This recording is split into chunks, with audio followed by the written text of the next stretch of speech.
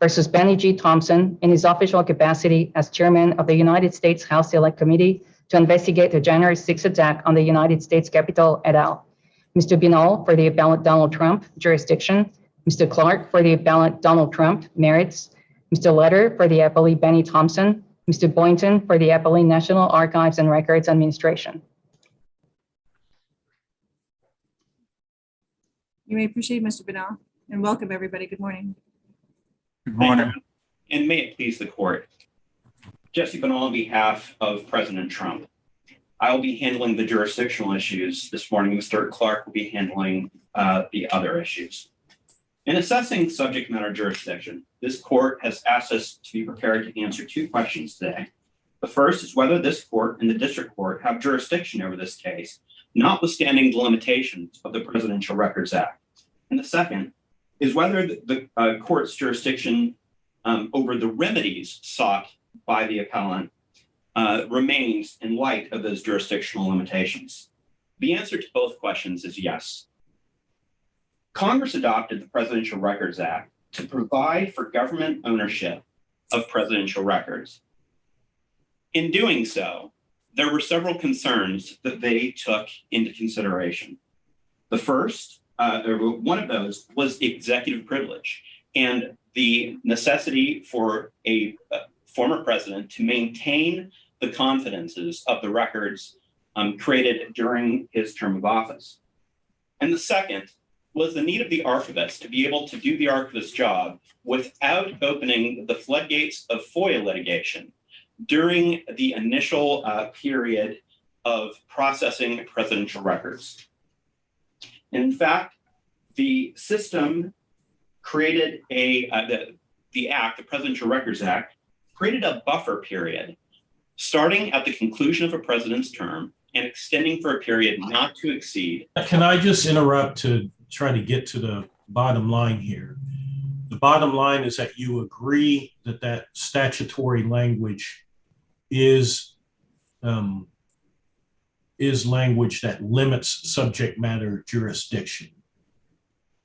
Judge Wilkins, the language in the statute only limits the subject matter jurisdiction of third persons. It does not limit the subject matter jurisdiction for a former president to be able to bring an action on behalf of maintaining the confidentiality of the president's records. And that was very specific. And in fact, if you look at the legislative history for the adoption— Mr. Binal, before you get to the legislative history, can you just be clear about what language you're referring to in the statute? Yes, Judge Jackson. We're talking about the language in 2204B. And in that language, it takes and specifically limits the ability of third parties to challenge a decision of the archivist as to the designation of presidential records. And then after that designation is if there is a disagreement between third parties, members of the public who would otherwise be able to bring a FOIA claim, then they are limited to an administrative appeal. And that administrative appeal is then specifically provided for by regulations adopted by the National Archives. So are you talking about section 2204B3? Because I don't see anything about third parties in that section. So I'm trying to understand where that's coming from. Yes, Your Honor. If you look at 2204B3, what it talks about is limiting the jurisdiction to challenge the designation of the archivist regarding a former president's records. And what that, and then immediately following that limitation of that limitation in 2204B3, it then proceeds to talk about the administrative appeal process. And but the statute says that at the first part of that sentence, during the period of restricted access, it says the determination whether access to a presidential record shall be restricted shall be made by the archivist. So hasn't the archivist here made a determination that certain presidential records will not be restricted? Your Honor, the designation regarding records here is not really under 2204, it's under 2205. And that is the special requests of Congress that are at play here. But regardless, Your Honor, Congress specifically did not limit the abilities of former presidents to be able to challenge any decision regarding the confidentiality of their records. Well, Mr. Banal, you say Congress didn't limit it. Ordinarily, when we're looking to determine whether someone has the authority to bring a lawsuit, we're actually trying to find in the statute language that gives the person that authority, right? The background rule is that Congress has to provide a cause of action for former presidents or anyone else to proceed. So where's the cause of action in this statute for the former president to be able to bring a claim protecting the confidentiality of records writ large? Where is that? Your Honor, so there's the overall authority given by Congress to this court on an appeal of an injunction and over the federal question jurisdiction. And as this court recognized in the National Coalition to Save Our Mall case, there is a presumption of the ability to review those questions. That is especially important because there is not only a statutory issue here, but there's also the constitutional issue here. And that presumption then can only be rebutted by clear and convincing evidence that Congress intended to divest the courts of specific authority. And there is no such clear and So are you arguing for that there's an implied cause of action somehow in this statute for the president to make this sort of claim? I thought you were looking at Section E or something at one point in your brief. Section E is not exclusive, and that's clear from Congress. As a matter of fact, Congressman Pryor on the floor of the House of Representatives made it very clear when the Presidential Records Act was adopted that this was not an exclusive limit on a former president's ability to bring jurisdiction. In fact, he said it was that subsection, speaking of 2204E, was not intended to increase, decrease, or otherwise modify the rights or privileges of a former president to bring an action. Congressman Pryor also specifically recognized that a former president may need to bring suit to challenge under another jurisdictional basis, such as a constitutional or other right. Can I just clarify? I'm sorry to interrupt you. Go ahead. Because there's two things here I want to make sure we're clear. We had sent a letter asking you all to be ready to talk about jurisdiction. The existence of a cause of action is not jurisdictional and hasn't been raised by the other parties. So that's not even something we have to decide in this case. Am I correct on that?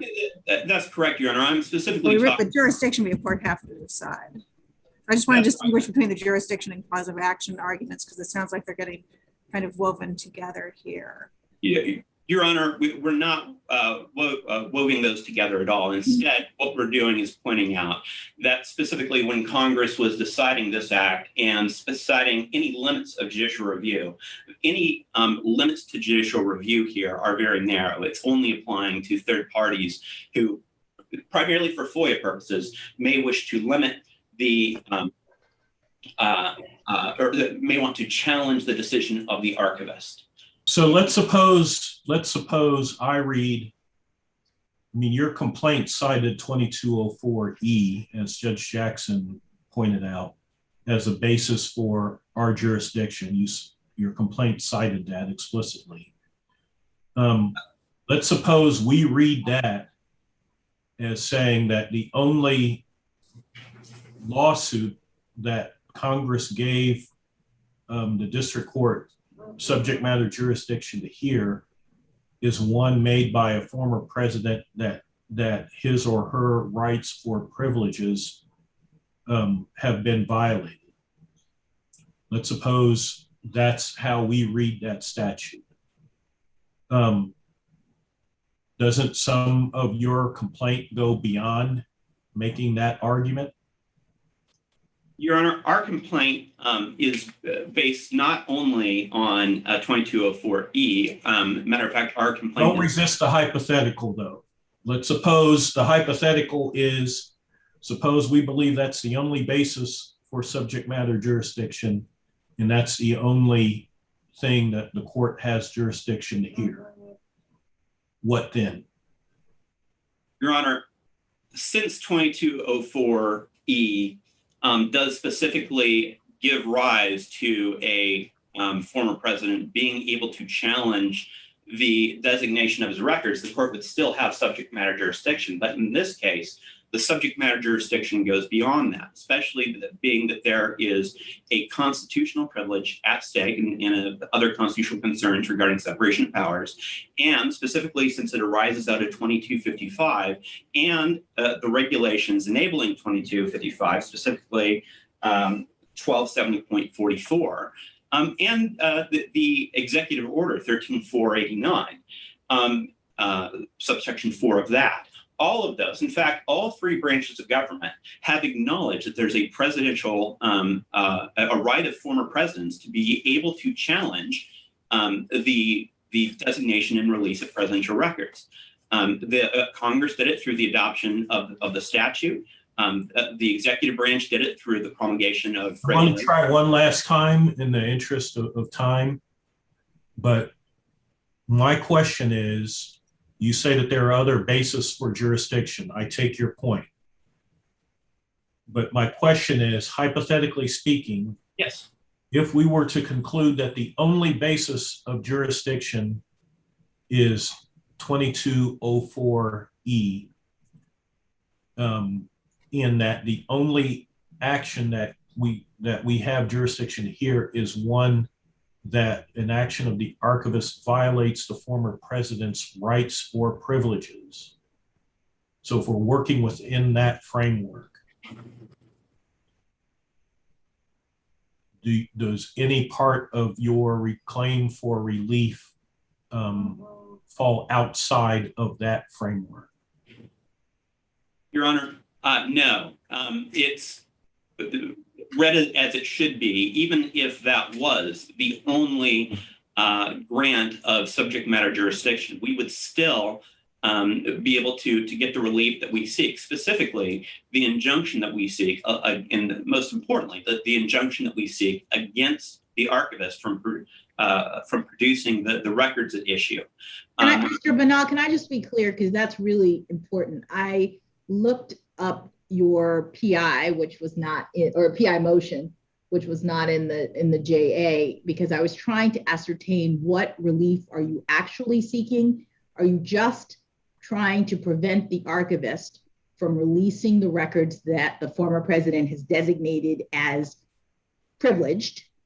Or are you saying that because of all of the other reasons that you put forward, that this is illegitimate, this is partisan or whatnot, the request is overbroad, are you saying that we should enjoin the archivist from producing anything at all in response to Congress in this request? Your Honor, we're requesting that the archivist be enjoined from producing records designated as privileged and or otherwise restricted under the Presidential Records Act. That is what we are requesting. Matter of fact, we have not objected to a number of documents being produced to the committee. It's only the subset that we have designated as being restricted or privileged. I see. So all the talk in your briefs about overbroad legislative action, the request is too much, that there's no purpose to it, all of that really is not the point. We're focused on the designation of executive privilege. Well, that's right, Your Honor, but that falls within privileged and restricted. But that falls. What do you mean by restricted? Restricted is the language that the Presidential Record Act uses in regards to the documents issue here, confidential communication. So there's the statutory issue regarding the Presidential Records Act, and then there's the constitutional issues regarding privilege that largely overlap.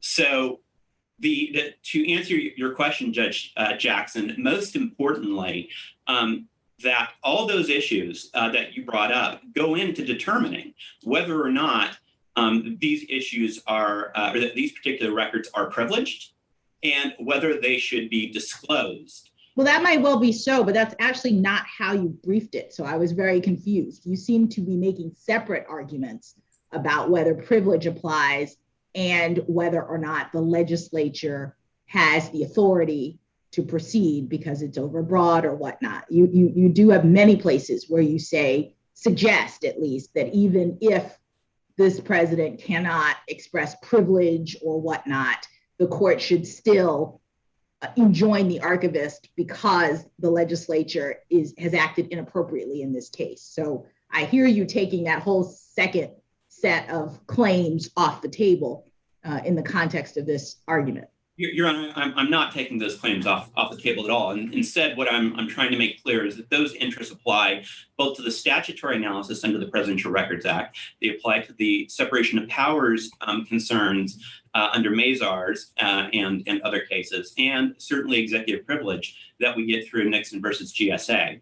And just to be clear, when you say, and no one's here to try to make you take anything off the table, as I understand, tell me if I'm wrong, just to make sure I understand your argument. Your argument is you have developed arguments about overbreadth, overreach by Congress, lack of a legitimate legislative purpose for these requests, and you say all of those are part and parcel of your arguments that these documents that have been designated by former President Trump for withholding from disclosure to the committee, as to those documents, the analysis about the legislative interests that you have spelled out is part of determining whether those documents should be withheld under either the constitutional executive privilege or the 2204A presidential communications privilege. Is that my understanding? That's correct, Your Honor. That's my understanding. That's my understanding correct? Sorry, I phrased that wrongly. Yes. That's right. Okay.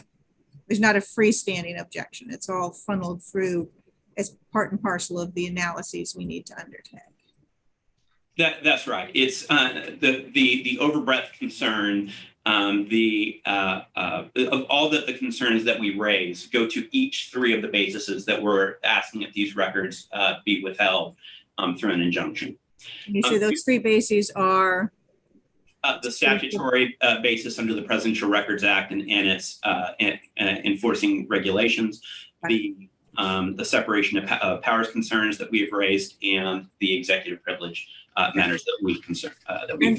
As for the statutory claims, my understanding is you're focused on I think you said this a minute ago, the confidential communications privilege referenced under 2204A 5, correct? Correct, Your Honor. Okay, and then is there any daylight in your view between what 2204A 5 protects and the executive privilege, the constitutional executive privilege? Your Honor, that's something that is we've thought a lot about and we've looked at. I think they were mainly meant to be overlapping. The biggest concern, and you can see this through the legislative history, is the expiration date of 12 years, where Congress acknowledged that executive privilege may extend beyond 12 years. Other than that, the overlapping nature of the 2204A 5 and executive privilege is largely the same. I don't want largely, I guess, put aside the time limit. I have an agreement about that, but as to the content of documents, given the statute's clear, it's not contracting or expanding, it's not giving you more or less on executive privilege. And my understanding is presidential communications privilege has always been understood to be a component of executive privilege. That's right. And so you're not arguing that it's broader. You don't get anything. If there's something you didn't get under executive privilege, you would get it under A5. You're not arguing that. No, Your Honor, we're not arguing that. Of course, as the constitutional privilege, there may be other parts of the analysis that go into the procedures for trying to get documents, but that is also largely covered by 2205. And we would also say that this is a question that, regarding subject matter jurisdiction that should be fleshed out fully, and we understand the court's position on that. We would certainly be willing to do supplemental briefing on the issue of subject matter jurisdiction, going into the very important issues of, for instance, legislative history, without the restrictions on time that we have here today. If the court would find that useful. But it is especially important to see that under the National Coalition to Save Our Mall case, there is no specific statutory language or clear and convincing evidence of legislative intent to say that former presidents should not have the right to bring actions such as these. In fact, it's very specific. They were trying to preserve that right of former presidents. With that, I would, unless there are any further questions, I'll hand it over to Mr. Clark to handle the remainder of our issues. My colleagues have any more questions for Mr. Benall? No, thank you. No, Thank you. Thank you, Your Honors. And I'll be mindful of everyone's time here, just because I know we went over on the jurisdictional question. But the merits of this. We'll give you the appropriate time for your issues because they're very important too. Thank you very much, Your Honor. The merits of this case really come down, and it's been well briefed, but at its essence, this case comes down to whether a document or record is imbued with and maintains characteristics of privilege when it is made, or whether those characteristics are imposed upon it later when an inquiry or dispute arises under the Presidential Records Act. If the former, then the process outlined in the Presidential Records Act works very well. If it's the latter, then privilege tends to fail, and the concerns raised by Congress at the time of passage with respect to partisanizing presidential records and the process of executive privilege come into play. And that's really what it comes down to here.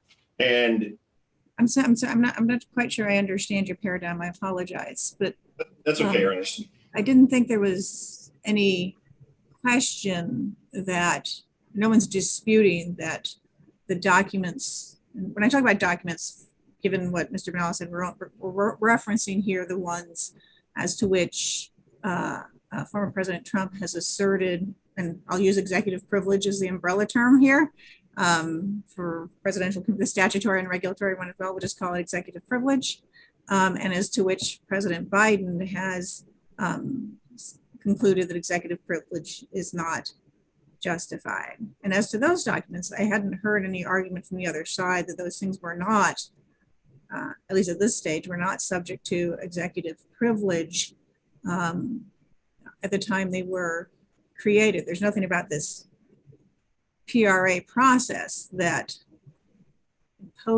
creates executive privilege. And I thought you were asking as your alternative that there's something about this process that imposes privilege. Well, I might have misheard.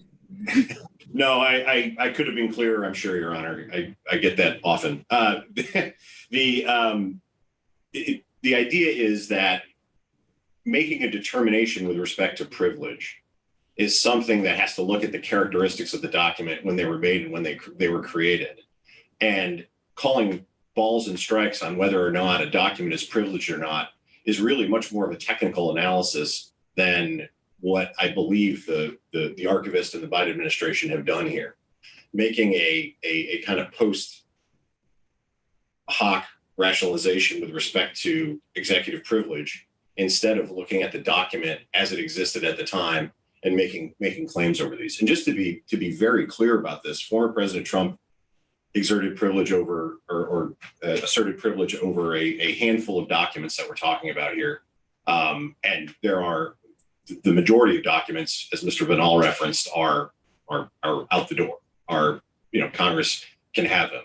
So creating a determination as to whether or not privilege exists between the two, the former president and the current president, is really what's at stake here. And I guess it's not, I don't understand the decision made by President Biden to be that these are not the type of documents as to which executive privilege attaches, but simply like any privilege, it is a privilege that can be waived, and that it was not in interest. He said it's not in the interest of the United States to be asserting it as to these documents, as to this particular request by this particular committee for these particular reasons.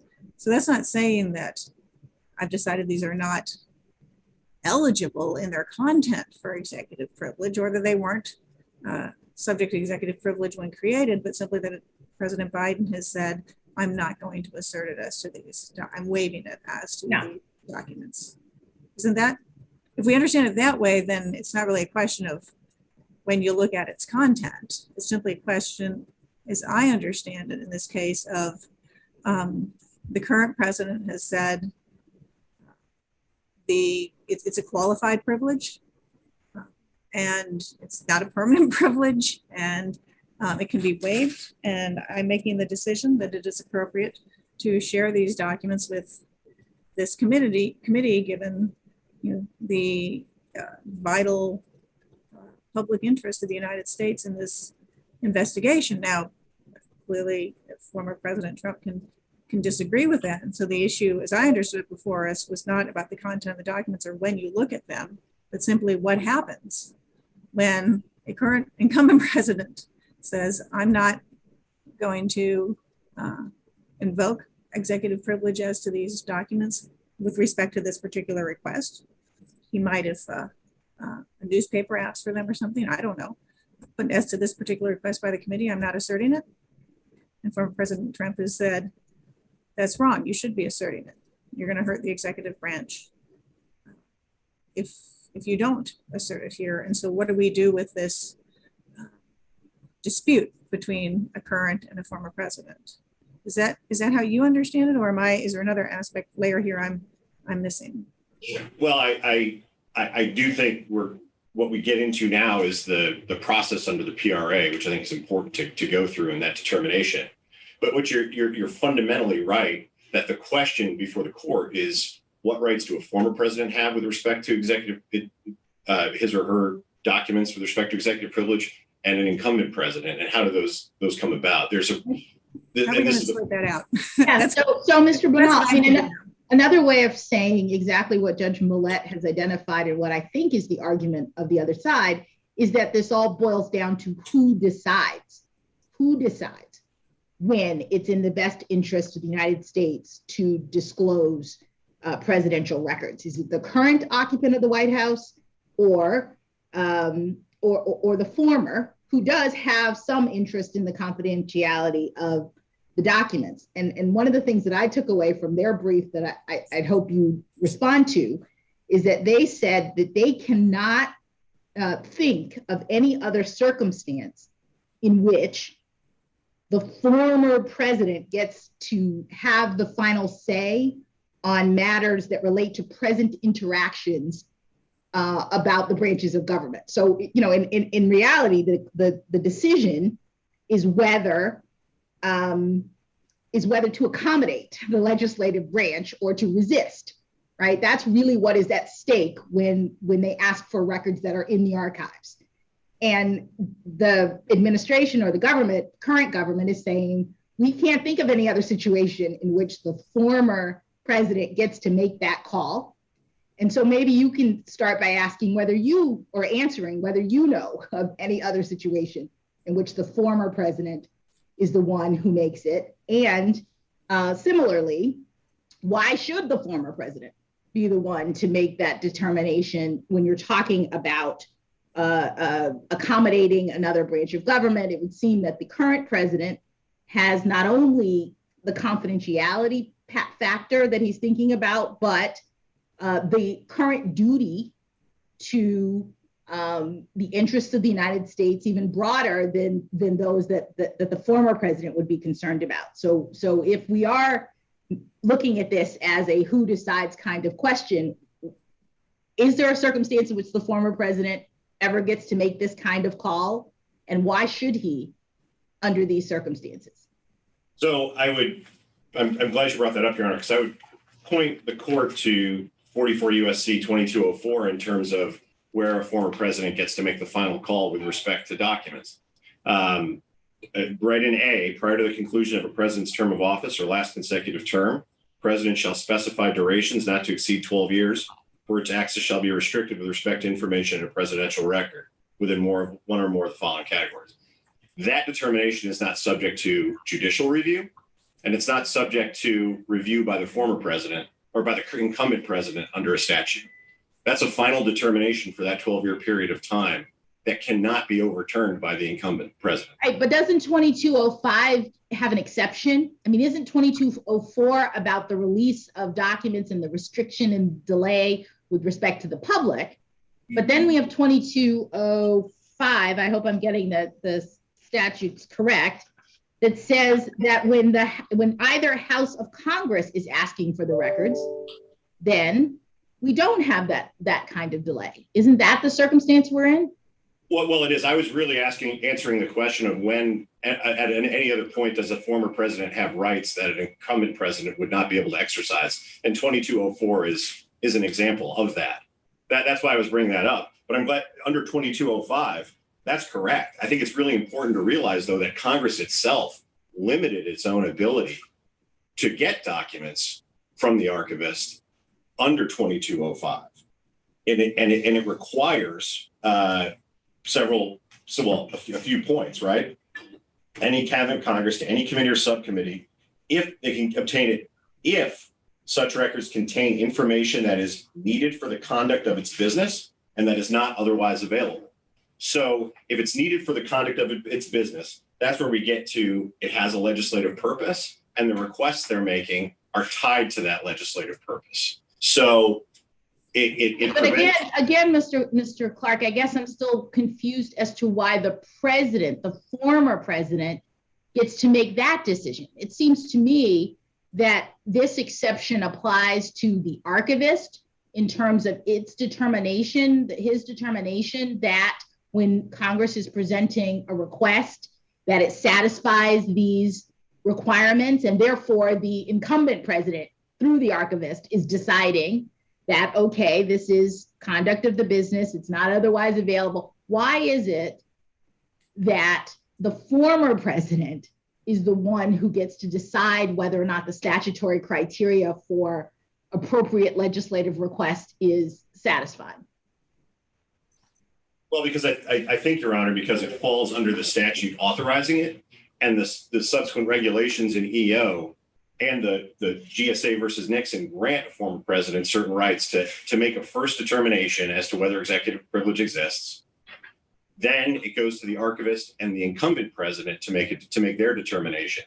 What we're saying is that this is all either constitutional or statutory in nature. And when there's a disagreement between an incumbent president and a former president, both of whom have rights in this, it's incumbent upon the courts, Article 3 judges, to make a determination whether that privilege exists or not, and whether the document should be released. Right. Can I ask, and statute sure says you get to come to court and ask us to make that decision, so you have that going. Under 2205, we've been talking about 2C, the congressional provision of documents to Congress. What about, I want to ask you about 2B, which says an incumbent president can have access to these documents if needed for the conduct of current business and not otherwise available. So it's the same sort of two prongs that Congress has, needed for conduct of business and not otherwise available. Now say the incumbent president is engaged in some extremely sensitive and difficult negotiations with a foreign government and wants to see the history of communications and discussions by the former president, who also dealt with this same, difficult negotiations with a difficult foreign country, and wants to see those documents to help inform. President Biden wants to, hypothetically here, this is all hypothetical, wants to use it to inform his ability to be effective in his negotiations. And so he says, I'm going to go look at those documents. Is it your position that a former president, in this case, former President Trump, but hypothetically any former president, could also go to court and ask a court to enjoin the archivist from giving those documents to the incumbent president? That's GSA versus Nixon, Your Honor. That is, and two important. Okay, so if we're sitting as a court, and your position is if the current president wants to see documents within the executive branch held by the archivist, a former president, and needs them for pressing national security and foreign relations reasons, a former president can put a halt on that and take it into court to prevent the president from having access to information within the executive branch? I just want to be crystal clear, that's your position.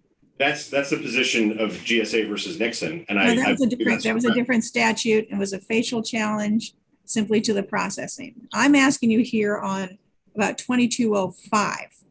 And this may well be your position. I'm just asking to be absolutely clear. Your position is that under the Presidential Records Act, 2205's provision for an incumbent president to get access to these records is equally subject to litigation, and courts would be called upon to decide that debate about whether an incumbent president really needs this information or should be using other sources to manage foreign affairs and national security.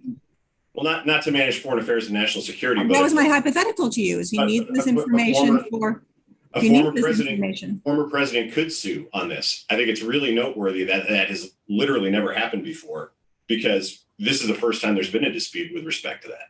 And I know it hasn't happened. That's why I'm asking. So, and I would say that one important part of GSA versus Nixon that is facial challenge statute, that's fine. We're talking about confidential information. In that instance, I would presume the incumbent president wouldn't be issuing this for public release or to another branch of government, and that there would be a confidential review of these documents.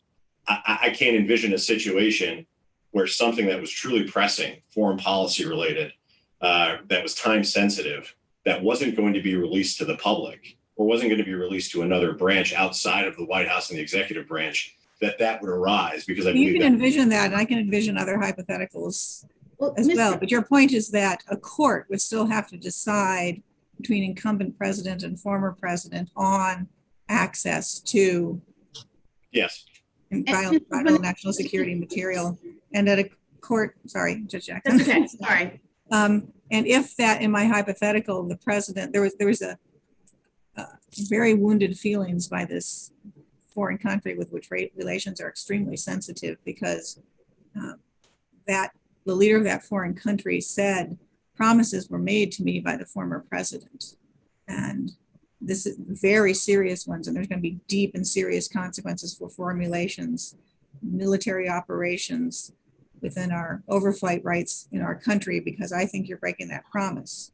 And the incumbent president wanted to go and look and see what promises were made, what communications there were at the time, and discovered that the leader of the foreign country was not reporting truthfully what happened. And in fact, promises explicitly were not made. And so the president said, I need to make public, clear the air. Here's what was promised. There's no violation. I need to do this for the military and national security and foreign interests of the United States government. I need access to the transcript of that phone call, and I need to make it public, right? You were assuming it would have to be internal and confidential, not necessarily in my hypothetical. I need to make it public to protect our interests. And to be clear, your position is the former president could come in and file a lawsuit. And well, I would to challenge it. No, I'm not saying who would win or not, but I'm just saying your position is the ability to file a lawsuit applies to this provision, and it would be up to the courts then at that point to decide who would prevail on the claim as to what should happen with those executive privilege documents. That's your position. That is our position, Your Honor. Under 2205, the way it would go is the former president. That's your position. Tell me. Sorry, because I'm going to just jump. Look, it's just I'm just testing what's going on here. GSA versus Nixon says you get to go to court. Statute says you get to go to court. Will you please tell me, under your theory, of this statute and scheme, how are courts supposed to resolve the contest between the two? What is the legal test that we should apply? What standard of review, if any, do we apply to the incumbent president's determination? And how do we weigh the competing claims? What rule of law would you like this court to adopt to write into an opinion that says, here's going forward how, yes, you get to come to court, and here is how courts should resolve these very grave disagreement between a former president and existing president over executive privilege? Happy to address that, Your Honor. I would say that the process would start under 2205 in that instance, where the archivist would. We're past that now. You're in court. Okay. We're in court. We've gone through the process. You're in the incumbent president said, I need it. I need to disclose this. I need to clear the air. Give it to me, archivist. And you've notified and you've come, the former president comes to court and says, no, I get a right to come to court and protect executive privilege. Here I am. And nobody tells us what to do next. Tell me what to do next.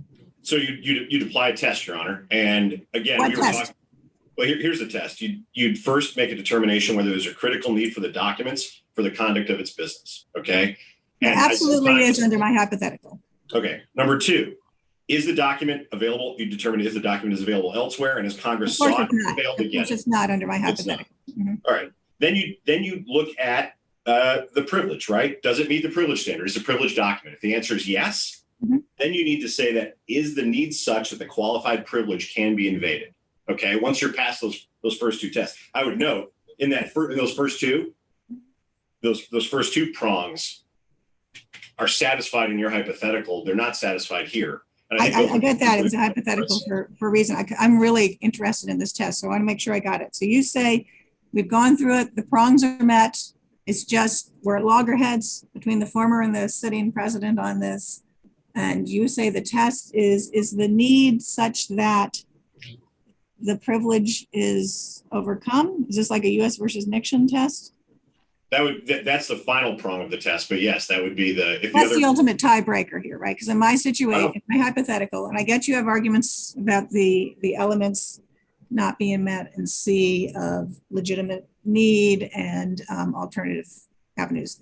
You're not taking anything off the table. My hypothetical says those are both satisfied under B, and so now all we have is the two at loggerheads. And can you just tell me again your test? Is the need such that the privilege? Well, first in that third prong, is the document privileged? Does it meet the privilege standard? Is it a communication? Of course, yes. It does. Okay. In that instance, you would then need to look at if the need is such that the qualified privilege can be invaded.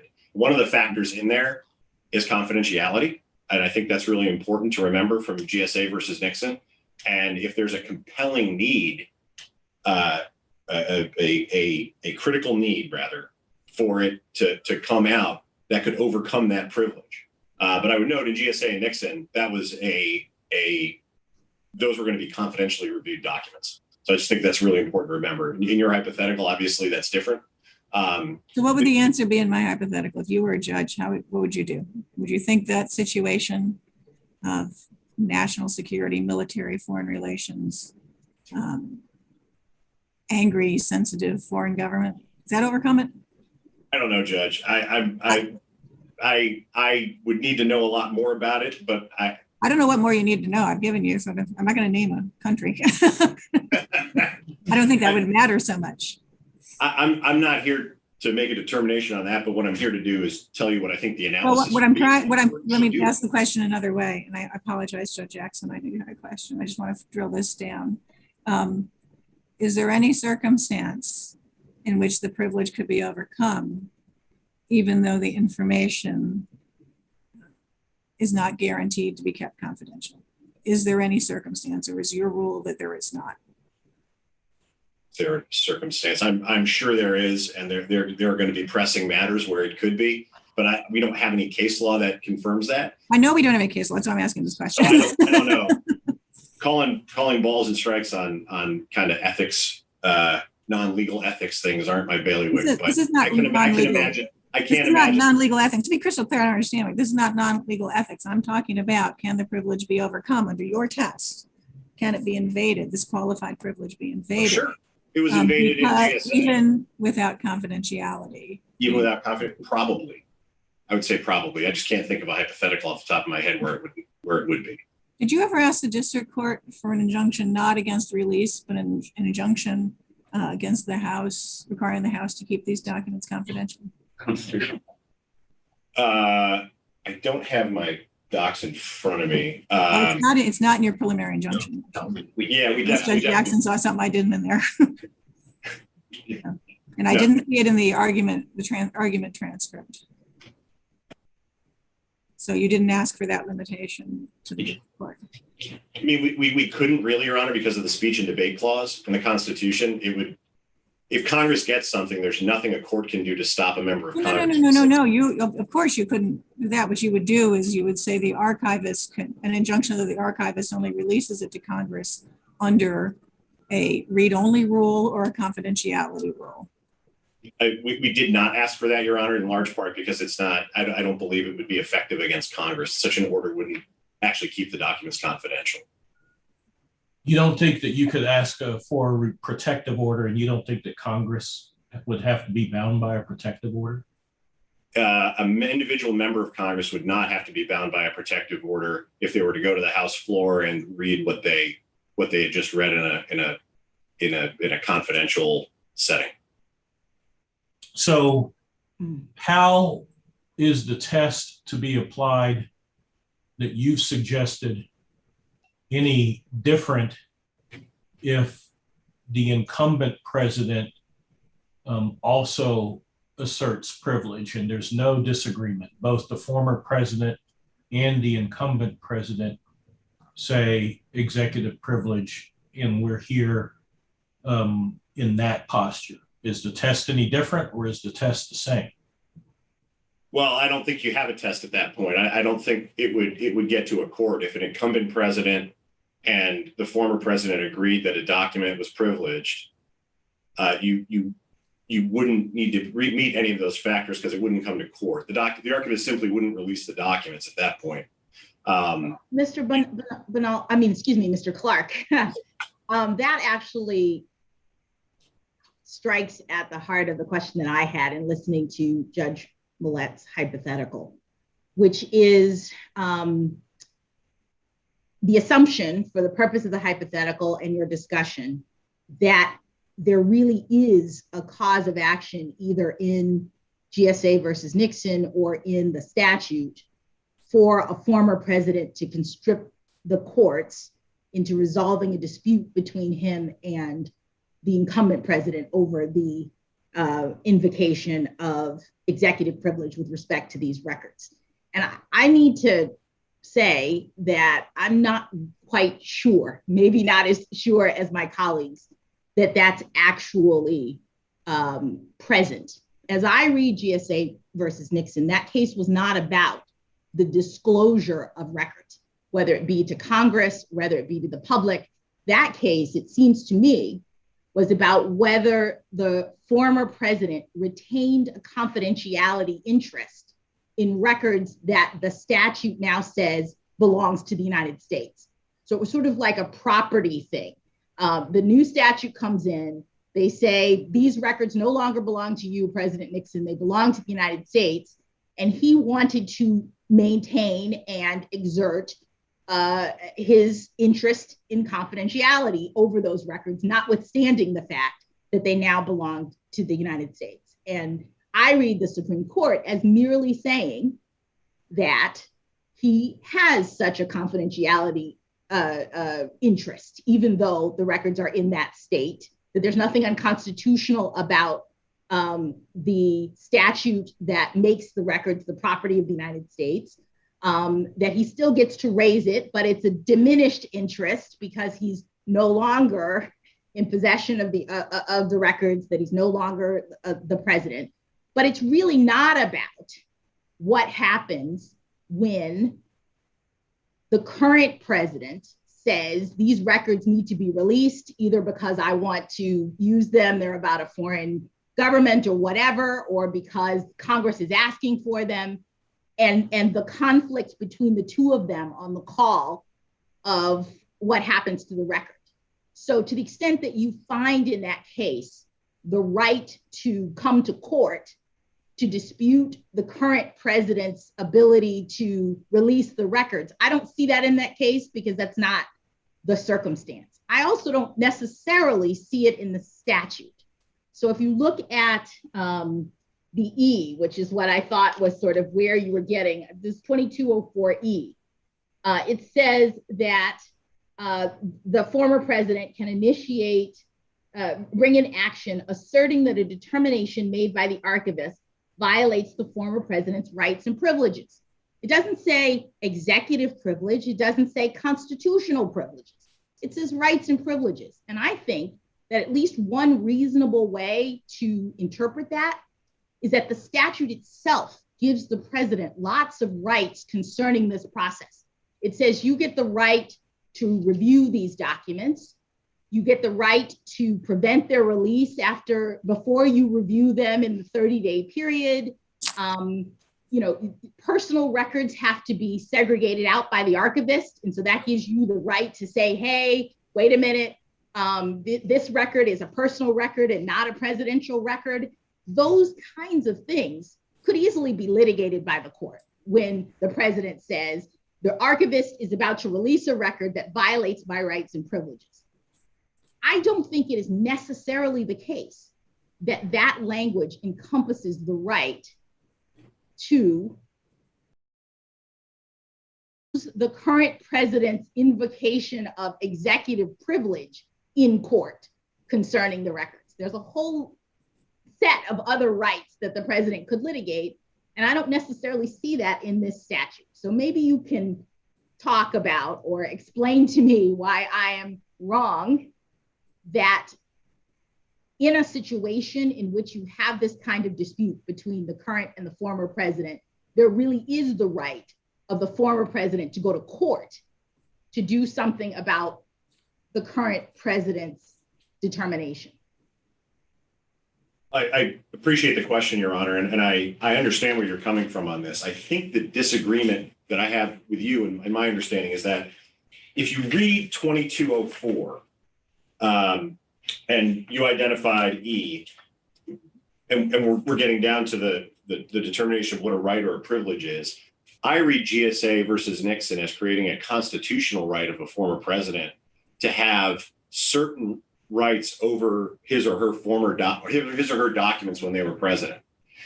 2204E, I believe, codifies that right to be able to make that challenge to it. And 2204. Right, but to be clear, even in Nixon, that right was not sufficient to overcome the public interest as identified by the current president to have, maintain, and preserve those documents. I mean, if you're right, Nixon comes out a different way, Nixon versus GSA, because the former president in that case asserts the right of confidentiality in the documents. The Supreme Court says, yes, we see that you have some right, but the current president has made a determination that you can't just take those documents and destroy them. You can't use them for your own purposes. They're now in the archives. They're the property of the United States. And he's decided that they need to be preserved, that there are important governmental and historical reasons to preserve them. So even in that case, the determination of the current president overcomes whatever confidential rights or whatnot the former president has. So I'm not saying the former president doesn't have any right of confidentiality. What I'm saying is, what do we do, and where in the case does it suggest that whatever confidential right the former president has, it overcomes the determination of the current president that it's important that these documents be preserved in Nixon, and in our case, that they be released? I believe, and our position is that the law creates a situation where the former president's, all that matters is the disagreement between the former president and the incumbent president. Once that disagreement occurs, an Article III court has to make a determination. That's why the right to sue exists under the statute. That's why Nixon and GSA is there. And the court can give weight to whomever it chooses, but balancing that test that I outlined before and determining whether there's a critical need. You're rejecting my reading of the statute as giving the former president the right to make sure that the archivist is doing what the statute says concerning the processing of records, giving him the rights and privileges that the statute itself conveys, right, to him concerning this set of documents. That is a reading of the statute, that it doesn't say, I mean, I would expect if you will write a provision in the statute that addresses this very situation, when the incumbent president says executive privilege is waived, I'm allowing these documents to go out, and the former president says, no, I have executive privilege and I'm asserting it,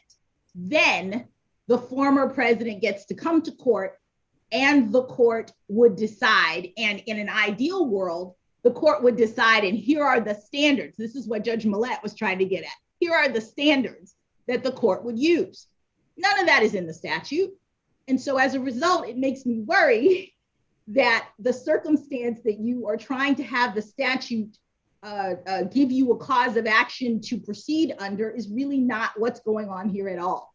That everybody, you know, we've looked at the legislative history. We see, for example, that executive orders, almost all of them, have determined that when you have this kind of conflict between incumbent and former, incumbent gets to decide, right? So I just don't know that the statute is saying, no, incumbent doesn't get to decide. Instead, take it to the court and let them be the one to decide between current and former. I don't see that in the statute.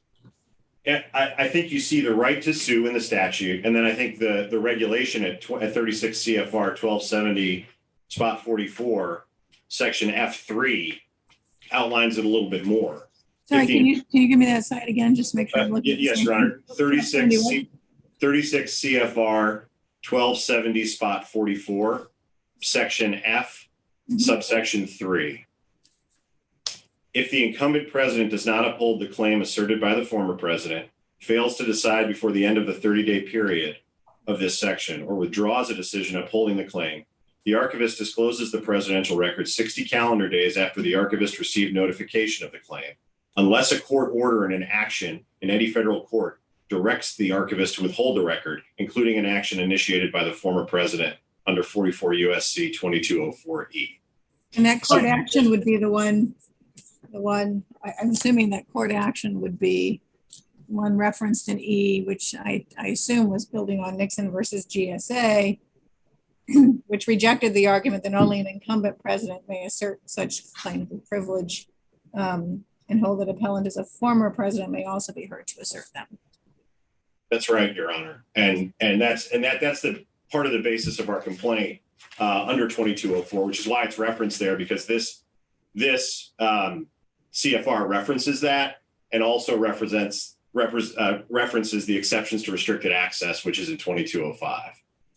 So that's how I think we get there, and that's kind of what fills in some of the blanks that Judge Jackson pointed out with respect to the statute in 2204 and E. Can you also be citing 2208 C2C?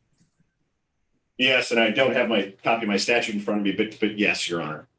Because that's where it says, if the incumbent president determines not to uphold the claim of privilege by the former president, then the archivist shall release the records at the end of this 90-day period, unless directed otherwise by a court order in an action initiated by the former president. So doesn't that language anticipate that the former president could bring an action like the one you brought here? Yeah, yes, Your Honor. And so then in the context of that action, this is Judge Millett's question, what is the court supposed to do? Do we start from scratch to determine which president has the right view of this? Do we look at the records? Is it our determination, or does it matter that we have a current president who's made the decision? That doesn't matter. We treat them equally. There's no deference given to the current president because he's current. I don't believe so. I think there needs to be an objective test that the court would employ. First, looking at if there's a critical need for the documents. Sorry, can I just clarify your answer to Judge Jackson? When you said, I don't think so, does that mean you don't think there's any deference to the decision of the existing president? Is that what you weren't thinking so? I just want to make sure I understood the transition. Yeah, I don't believe there is. I believe that the court needs to employ an objective test to determine which party is correct. Well, the Supreme Court in Nixon versus GSA was, explicit that when it comes to evaluating the interests of the executive branch, that when that call is made by the incumbent president, the counter argument, the interest asserted by the former president is diminished, which sounds to me like counts for something. I don't disagree with that. I don't disagree with that take on GSA v. Nixon at all. What I'm saying, though, is I think there are a few steps prior to that presidential determination in terms of privilege that a court would need to weigh, and that's with respect to Congress's business under 2205. So analyzing why is that? Well, the statute, Congress limited its own ability to obtain documents under 2205, right? And it limited it to records that contain information that's needed for the conduct of its business and is not otherwise available. So I think a court needs to make a determination that there's a legitimate legislative purpose and that the requests are tied to that legislative purpose in a meaningful way.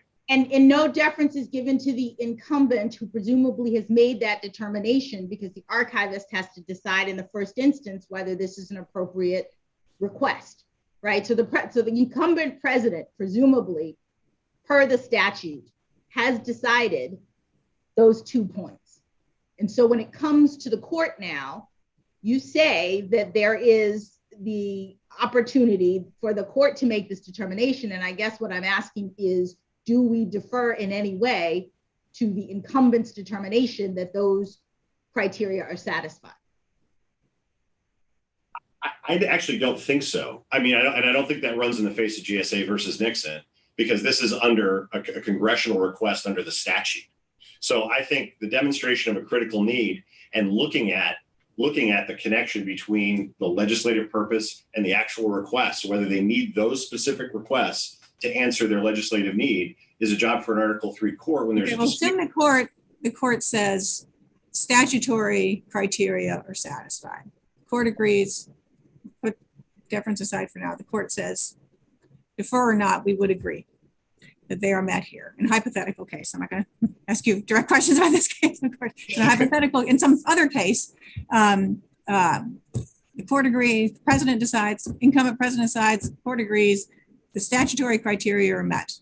And so once again, here we are, a court left with the incumbent president and the former president really at loggerheads only about one thing, and that is the interests of the executive branch, right? That's what President Trump, he's here in his official capacity. He's not asserting any personal confidentiality interests, anything like that. He's here asserting, and this is all your arguments have talked about, the interests of the executive branch in confidentiality. And so President Biden makes one call, or the incumbent president makes one call, former president makes another on the same question, the interests of the executive branch, whether they will be able to weather the storm of this waiver of executive privilege.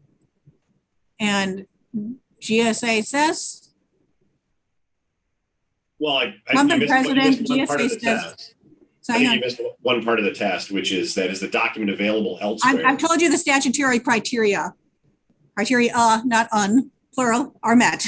Okay, I'm now at those. We're past that. Past statutory criteria. GSA would say to give weight to the incumbent president and their determination. And the former president's interest is right. And the former president's interest and ability to evaluate the interests of the executive branch is diminished. Right. We have one president at a time under our Constitution. That's what GSA is saying, and that the incumbent president has made the judgment and is best positioned, and the Supreme Court has told us, to make that call as the interest of the executive branch. So just as between those two arguments, former president's view of the interests of the executive branch and confidentiality of these documents. Incumbent president, the president, has made the decision about the interests of the executive branch and confidentiality, given all the statutory criteria are met. What then? We are in Nixon versus GSA where. Right, and Nixon versus GSA says the incumbents carries more weight. So what happens then? You lose. The former president, not you, sorry, let me rephrase. The former president loses. If there is a question, if it only comes down to a question of the interests of the executive branch, if it only comes down to that, the court has to weigh it. And under GSA versus Nixon, the court gave more weight to a former president than or incumbent president than the former president. So if in some hypothetical case, the court finds itself at that stage, gone through the statutory criteria, and I am not dismissing here for a second, you have your arguments about those statutory criteria. I hear those loud and clear. But if the court moves past those, and here's the former president's arguments about the needs for confidentiality of the executive branch, and here's the incumbent president's determination, the incumbent president wins. No, well, the incumbent president's determination gets more weight. I don't think they win. I wouldn't say that. Well, I thought that's what you just said. So then what happens? Okay, it's got more weight. So then what? Well, then the court has to weigh everything. The court's got to weigh, does it meet a privilege standard? What are the contents of the documents, and what are we talking about here? Is it something we're talking about presidential communications privileges? I mean, does it get into territory that Congress was concerned about, where they passed the law where the archivist could be susceptible to possible pressure from the incumbent president to release embarrassing and inappropriate material concerning a predecessor or a rival, and from the predecessor. All right, I'm sorry. Where are you reading from in the statute? I'm just reading from the Presidential Records Act debate on the floor, which we had in the legislative history. I mean, there are other possibilities that the court could weigh, not just the incumbent president determination. What else should be weighed in this case? If we assume we're there again, and this is just assuming we get past your arguments about, I'm not saying that we do. I understand we have to go through, in your theory, we have to go through those statutory criteria. And if we say they're met, and this is all executive privilege material, you've asserted it. They aren't disputing that it calls for that. And you've got arguments about executive privilege. The incumbent president has made a judgment about needs of the executive branch. The incumbent president gets more points on the scoreboard on that question. What else in this case are we supposed to weigh at this point? In this case now, not hypothetical. Well, we're not there yet on this case, because you would actually have to look at the individual documents in question. Why? Under what authority do you say we have to look at the individual documents? Well, I believe in a court in making a determination on this. Once we got to this final part of the test, we need to look at the documents to determine whether or not they should be released and whether or not the interests of Congress. How is the court? So you have made no particularized arguments at all. Like normally in a FOIA case, right? There's arguments focused on the particular document and the interest in it, and there's declarations from the government, at least, about their need for privilege. The person asserting privilege has provided a declaration that's particularized to the documents at issue. We have no declaration. We have no particularization. Your thought is that without any guidance from the former president,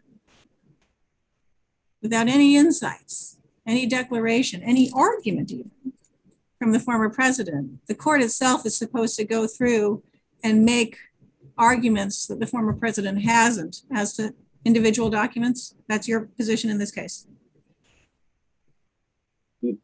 I'm not sure I follow you, Your Honor, and I only say what arguments has your client made or have you made in this case that says it's an individual document? This one really, really can't be disclosed because it's about X. And this one really put aside general interest in executive branch confidentiality. This one really is so sensitive, it outweighs the extra points on the scoreboard for the incumbent president. Where is that in this record? Well, Your Honor, it's not there yet, and we're at the preliminary injunction. Not there yet. No, I know. Well, you have the burden of establishing your right to preliminary injunction, and you want the court preliminary injunction stage, is that right, to go through these documents? I think the preliminary injunction is meant to withhold the documents until a court has the opportunity to go through and make a determination. Yes, but you I think that- but you're only entitled to that based on an assessment of whether you have a likelihood of success on the merits, which means that you have to point to evidence that would support your contention that these documents are subject to being withheld, notwithstanding the determination of the incumbent that they should be released under these circumstances. Right. So Judge Millett is saying you have not gone through and looked at the particular documents with an eye toward giving the court the argument and the evidence as to why these particular documents, when we get to the final stage of this analysis, should be withheld, notwithstanding the incumbent's determination about what is in the best interest of the United States. And let me just add that what is in the best interest of the United States, I think, determination includes not just a look at how confidential these documents are and what is in the best interest of the executive with respect to confidentiality, but also accommodations, which is the way this is normally worked. So what I mean by that is that the incumbent president, I would think, is making a decision about whether or not to cooperate with the legislature. And that encompasses not just how confidential these are and all of the concerns related to confidentiality, but also the process of negotiation, back and forth, how we're going to behave with respect to these documents or other documents in light of legislative requests. It's the co-equal branches of government in operation. And so that's a pretty weighty concern, I would think, when the executive is making a decision that it should give or shouldn't give the records. And it's a concern that is not on the table necessarily with respect to the former president. So if the former president wants to come back and say, notwithstanding a determination that the executive incumbent has made about the release of these particular documents in light of all of the things that are going on, we still say that the document should be withheld. Judge Millett is pointing out that you really have to make a showing about these records and why that's so important under these circumstances. And so where in the record have you done that? Well, we made our claims in the complaint and in our briefing that these documents fall under traditional categories of executive privilege. And we're talking about the privilege and what's in the individual documents, what those specifically are. I mean, there will be a line where you can't go over, and then the documents are just kind of out in public in terms of what they are. But we've made, and your comment about political accommodation is really important. In this instance, the former president has made really, I think, very consistent and honest attempts to make calls with respect to executive privilege. But that's not what your brief says, by the way. I'm surprised to hear that, because your briefs suggest, without evidence as far as I can discern, that the current president has not done. No, I You're saying the former president has yes, done. I see. Okay, so but what is your view on whether the incumbent president has exercised his duty carefully and thoughtfully? That's not what your briefs say. No, that's right. I stand by our brief in that one, because the incumbent president has simply said that they are releasing all of the documents without a determination, or they disagree with the incumbent or the former president's determination on privilege and are releasing all the documents. So I have a couple of questions here. The first one is, suppose in a hypothetical situation, Congress issues a subpoena to the archivist, and there's 10 categories, 10 document requests for the former president's records. And the incumbent president goes to Congress and says, you know, I'll waive privilege as to 2 of the 10 as an accommodation, but I'm not as to the rest. And I'll waive privilege as to 2 of the 10 if you agree that you'll accept that and just withdraw the other 8 requests so that we don't have any court battles. And Congress says, okay, fine, we'll take that deal.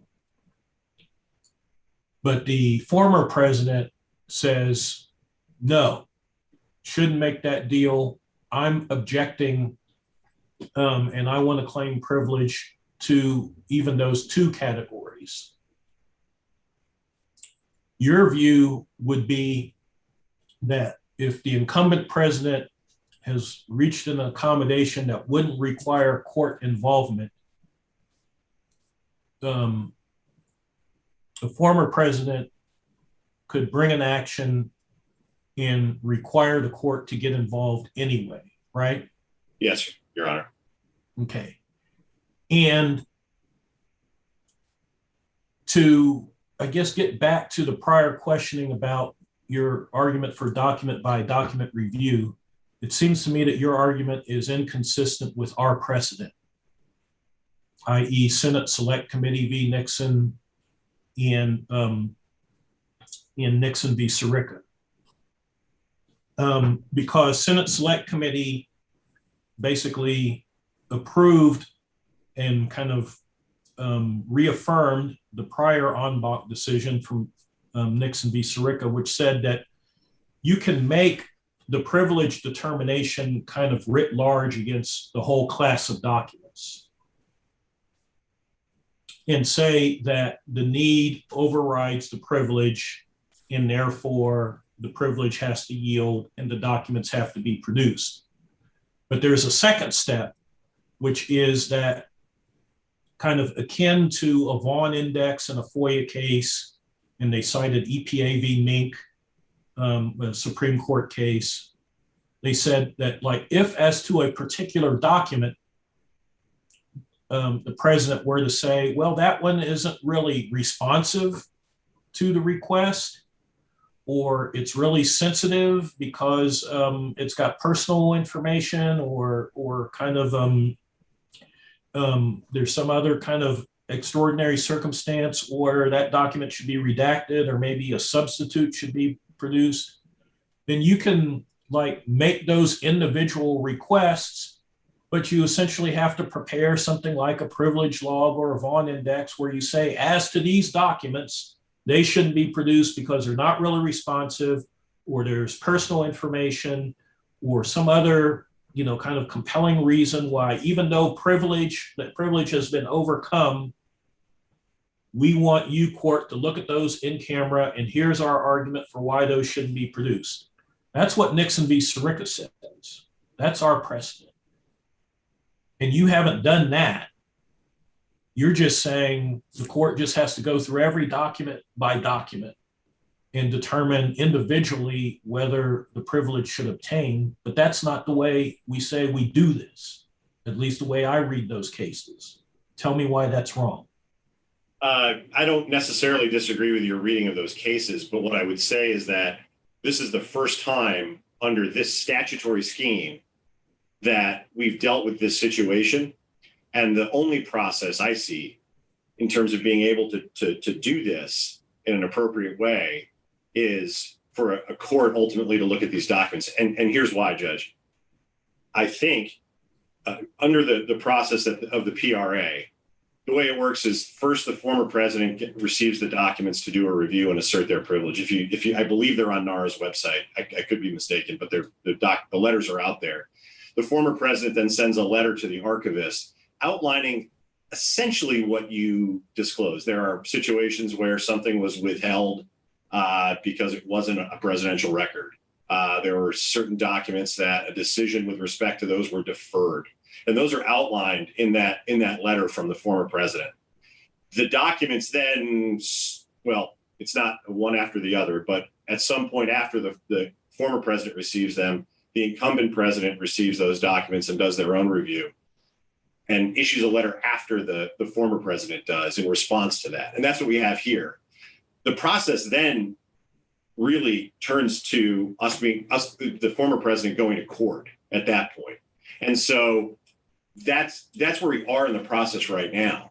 And I don't necessarily disagree with you that a priv log or something like that would come up, but we're under a statutory scheme and kind of what we have. I don't see anything, I'm sorry, counsel, but there's nothing in the statute that says that the privilege determination has to be made on a document by document basis. What we have in our precedent, and the court didn't listen to the tapes before they determined that privilege had been waived in Nixon. They didn't have to listen to the tapes to determine whether there was a privilege or the privilege was overcome. They knew basically what was the subject matter discussed in the tapes, and they knew what the legislative or the purpose was for the grand jury to have the tapes, and they made the call. And they made the call kind of on a categorical basis, but they said, but look, to the extent that there's like a particular aspect of the tape or a particular aspect of a document, then you can raise whether that's really responsive to the request or whether you need the whole document or the whole tape or you redact it because of some sort of sensitive nature. But that's a second step. That's after the determination of whether or not the privilege has been overcome. Because if the privilege hasn't been overcome, like it wasn't in Senate Select Committee, you don't get to that second step. You just say, there's no, the privilege obtains and it hasn't been overcome, so Congress doesn't get the tapes in that case. So you seem to be blurring the kind of two steps, and that's what my concern is. Can you respond to that, please? Yes, Your Honor, and I understand your concern on that. When you get down to there needs to be some review, whether it's a general view of the contents or something of these documents by an Article III court to see whether it fits within a privilege category once you get to that third step of the analysis. I don't know how to clarify something. I don't mean to interrupt your response, but when you say whether it falls within a privilege category, so are you asking the courts to look at them to see to verify whether former President Trump was accurate in asserting executive privilege? That's all? I think you have to in that third step. Okay, but assuming, let's say the court instead says, I'm going to give you that these are all executive privilege documents. But you said this comes after the incumbent president has waived executive privilege. And that doesn't make sense to me. And you agreed that under Nixon versus GSA, in that, whether it's in the interests of the executive branch, the long-term interest, and the interest of the United States, not to assert executive privilege here, Nixon versus GSA is quite explicit. More points on the scoreboard for the incumbent president in the weighing analysis. And so it doesn't matter at that point if we stipulate that these are executive privilege. I don't see where that gets you if the court looks and goes, yeah, they're executive privilege. We could look at them all. We could look at them all and say, yep, they're all fall within executive privilege. We'll credit former President Trump's assertion of that, but that doesn't change the balance that Nixon versus GSA already struck on that very issue. But you have two steps prior to that a court needs to review before you get to that analysis. One is the critical need analysis in terms of. Please stop, because here's where we've been, I thought, through this argument. All right, we are assuming the statutory criteria have been met. We're assuming that they've been met. We're stipulating that those have been met. All right, and we're now in court. I'm back where I was, the former president of our loggerheads, as to the interests of the executive branch of the United States, and the incumbent president wins that debate under Nixon versus GSA, right? Gets to make that call under Nixon versus GSA. The former president just isn't in a position to do that. And then you say, well, now let's look at the document to see if they really are executive privilege. It doesn't matter, because the incumbent president has said, I agree these are executive privilege. Or even if I agree or I agree, I am not choosing to exercise that privilege. So it changes the analysis not a whit for a court to spend time going, yeah, executive privilege, not executive privilege. It's been waived. Is that what you want? You want the document review just to determine whether these are executive privilege documents or not? No, to make a determination as to whether the qualified privilege of executive privilege should be invaded. Okay, but so that's again where it seems like the burden is on the former president to come forward with some reason as to why, notwithstanding the extra points on the scoreboard for the incumbent president on making a judgment about waiving executive privilege, then the former president's going to have to come back with some interest, something that's missed in that calculation, some supervening interest. And it won't be enough to go, see, I told you it was executive privilege. See, I told you it was an executive privilege document. You're going to have to come up with something more powerful that's going to outweigh the incumbent president's decision to waive, right? You're going to have to change the score on that scoreboard.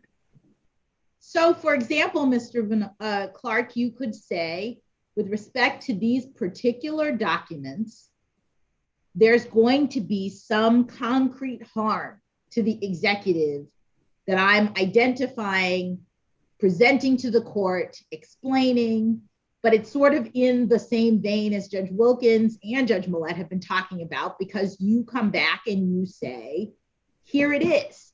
This is why, even though the incumbent president wants to waive the privilege, it needs to stay in place, and I need to be able to prevent these documents from being released. Here's the concrete harm that this particular document will cause if it goes out to Congress. The harm here is the constitutional harm to the executive branch, which I know we've discussed. And I don't believe that I've raised this except at the beginning of my argument, that the former president's determination with respect to privilege in some instances is going to be a better determination with respect to privilege because of the context of conversations, of documents, of records, whatever.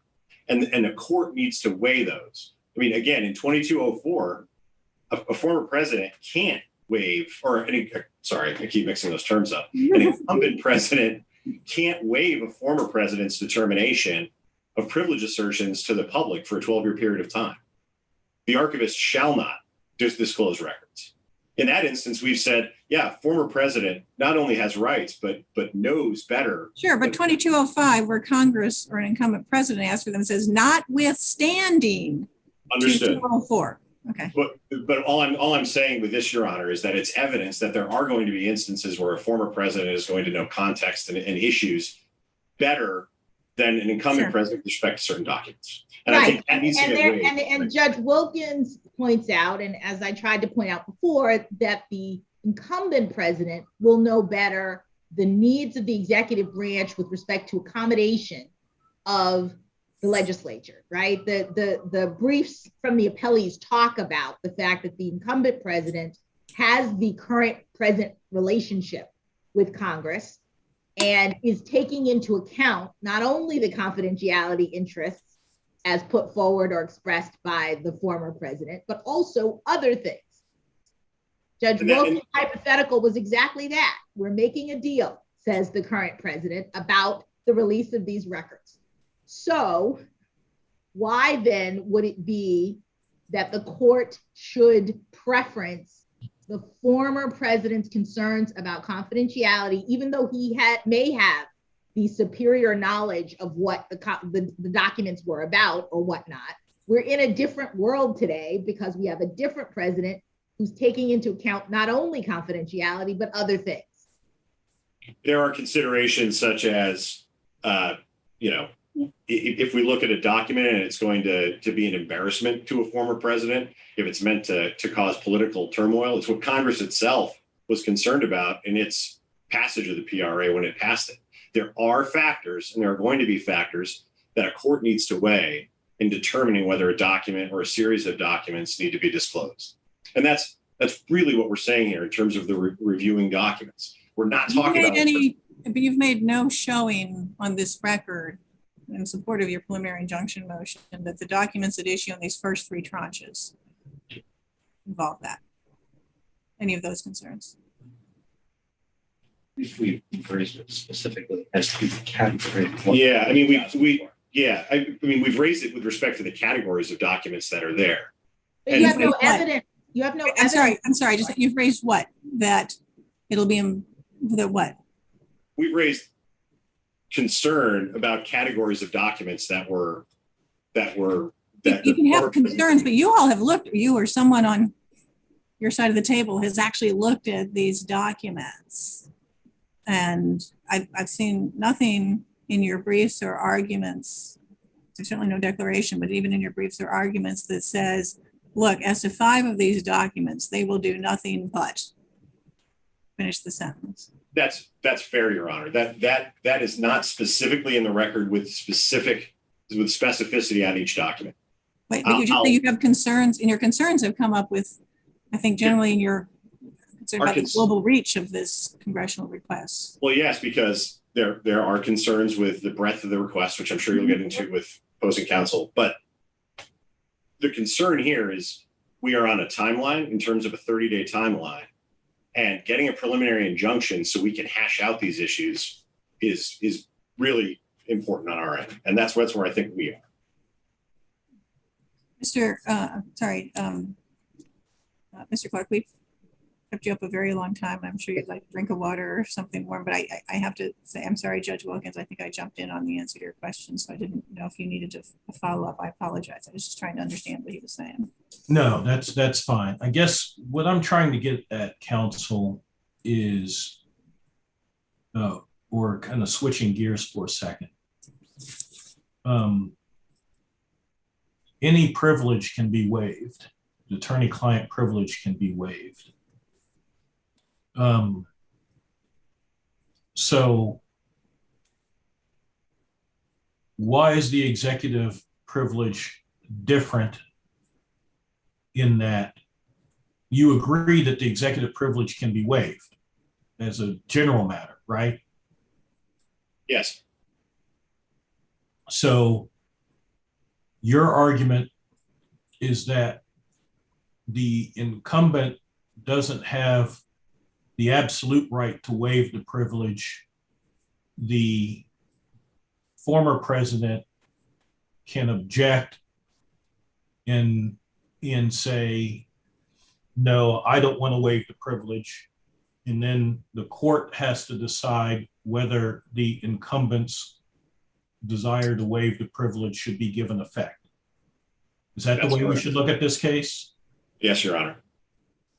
So in determining whether to give effect to the incumbent president's desire to waive privilege, you say that we should use a test that is essentially the same as the test that we would use if the incumbent president said, I'm not waiving privilege, and this were just a fight between Congress and the incumbent and former presidents over whether the executive privilege has been overcome. You're basically saying we should use the exact same test, aren't you? I think it's similar for sure. I don't think it's the exact same, Your Honor, because you've got a statutory scheme in this instance that you follow, but boy, they're very similar to the Supreme Court's precedent, Mazars and others, with respect to a fight between the executive branch and Congress over the Why should it be the same test? As if like the incumbent's president's determination to waive privilege like didn't happen at all, is irrelevant, doesn't matter. Why should we use the same kind of balancing test in this context? I think in many ways you are, but I don't think it's the exact same, only because you've got statutory language here, Judge. That's the really big distinction here with respect to any test and release of documents.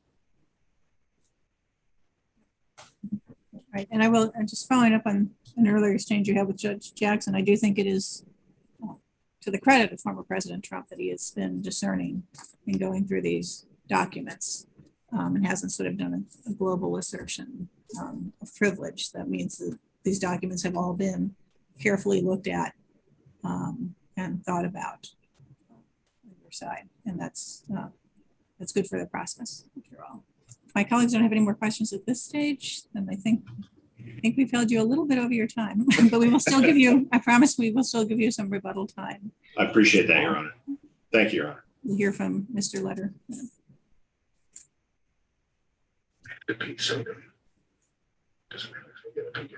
Hang on, you're not muted yet, Mr. Clark, before you start whispering.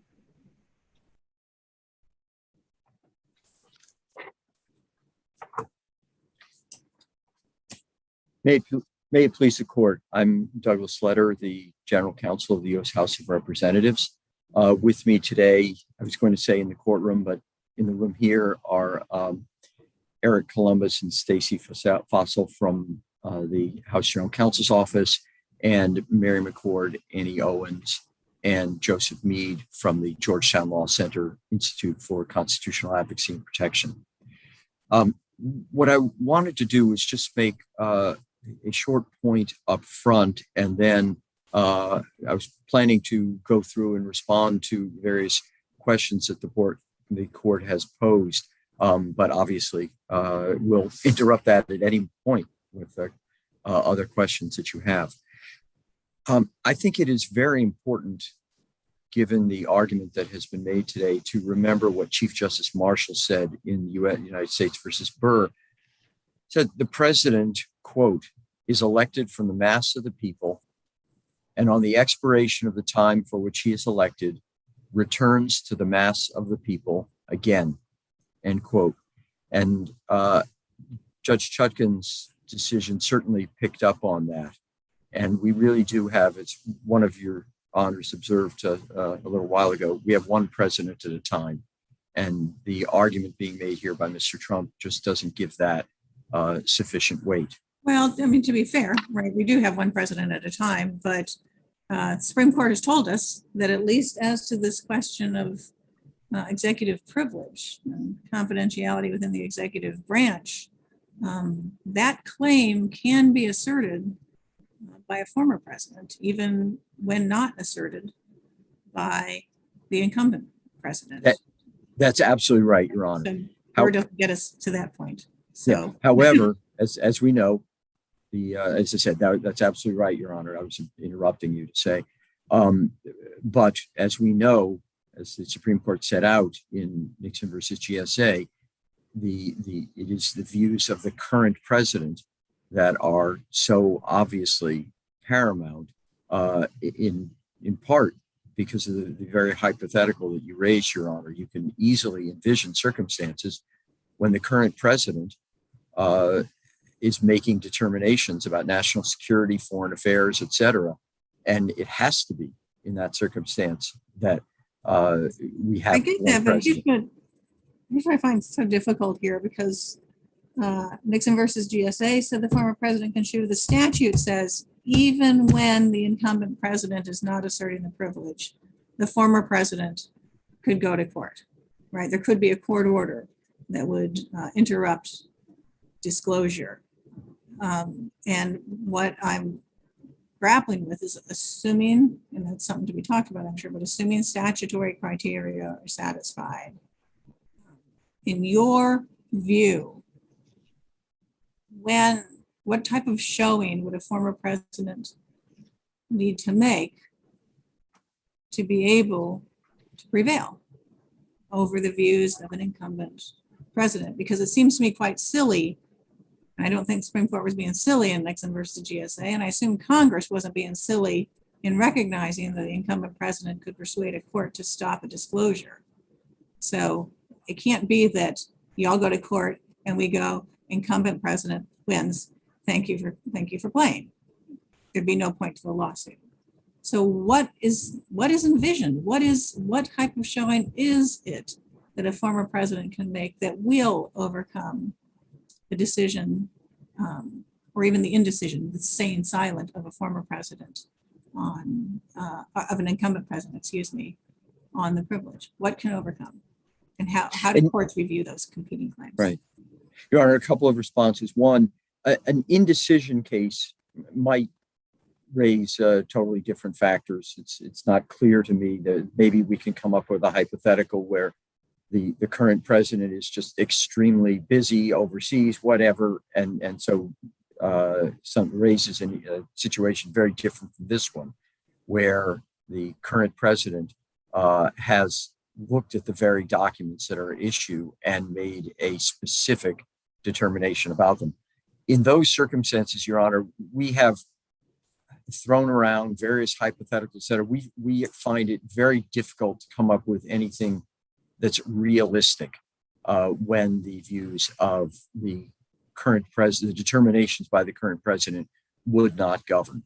I'm guessing that again, that we can come up with some extremely strange hypotheticals that don't have much to do with reality. You're representing, at least the House of Representatives, which is half of the entity that enacted this statute. And it specifically envisions a former president being able to obtain a court order over the contrary views of the incumbent president. And I assume it wasn't because they were envisioning the sort of inconceivable hypotheticals that you're talking about. Your Honor, something realistic in the statute. A couple of things, Your Honor. One is the former president could sue to challenge determinations made by the archivist about what is within the restrictions or not within the restrictions. So that's one thing that the former president could do without challenging some determination by the current president about executive privilege. Two, as I said, maybe there are some circumstances when the current president just has not weighed in at all. That could pose. But that's not the statute. The statute is if the incumbent president determines not to uphold. So it's not my. Right. I was giving you both options in case you had something to offer me. We're talking. The statute itself is really talking about the two being at loggerheads. Yeah, and Your Honor, again, if, for example, I think we've mentioned if there's some situation when the current president is acting in a way that is so far outside the realm of how a president is supposed to act, and for whatever reason, he's not being impeached. Maybe the Congress is of the same party or one of the houses or something, but is acting so far outside the realm of what is reasonable. So what about if it's January 21st, a new president has come in, and new president says, I won. And Congress is in control of the same party as the White House. They're on the same party. And every committee of the House and the Senate and every subcommittee starts lobbing in document requests to the archivist for everything, covering all 4 years of the prior presidency or 8 years, whichever it was. And the current president and the new president says, I disagreed with everything that former president did, everything they stood for. I thought it was a travesty for the American people.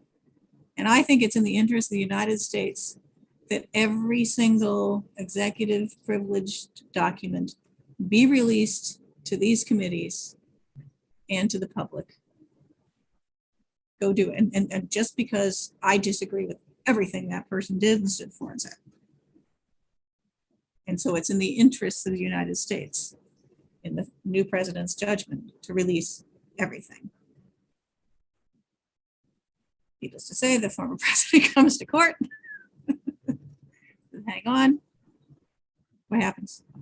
What are we supposed to do? I think the current president would prevail in those circumstances, Judge Millett, because the current president would have made what could be totally reasonable, rational judgments that what the former president did is so outrageous, maybe fomented an insurrection against the Congress of the United States. No, we're not going to make it that easy. All right. So we're going to talk instead. It says it's in the interest, I won by a landslide.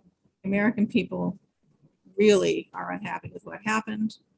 And so I am going to avenge the people of the United States on this president. I'm going to avenge them. Yes, Your Your Honor. desire is to see all these documents. They're all coming out. Excuse me, Judge Millett, are you talking about in this hypothetical release to the public or release to Both. the Every committee Congress? asks, I'm going to give it to all the committees, and I'm going to give it to the public. Both.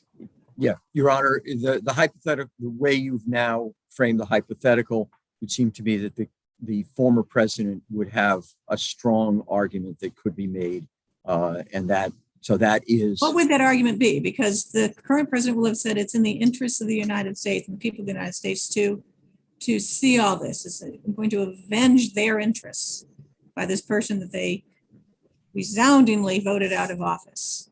You know, it was a complete electoral landslide in my hypothetical. All right.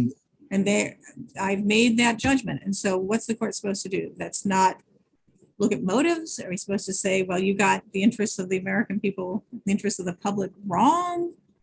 You weren't careful enough. What is the court supposed to say?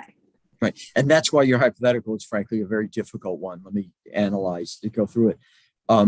Remember that the Supreme Court recognized this in part by saying we assume that a current president will be aware of the institutional interests of the presidency, given that the current president realizes that at some point he or she is going to be a former president, and therefore that will act as some sort of break on that.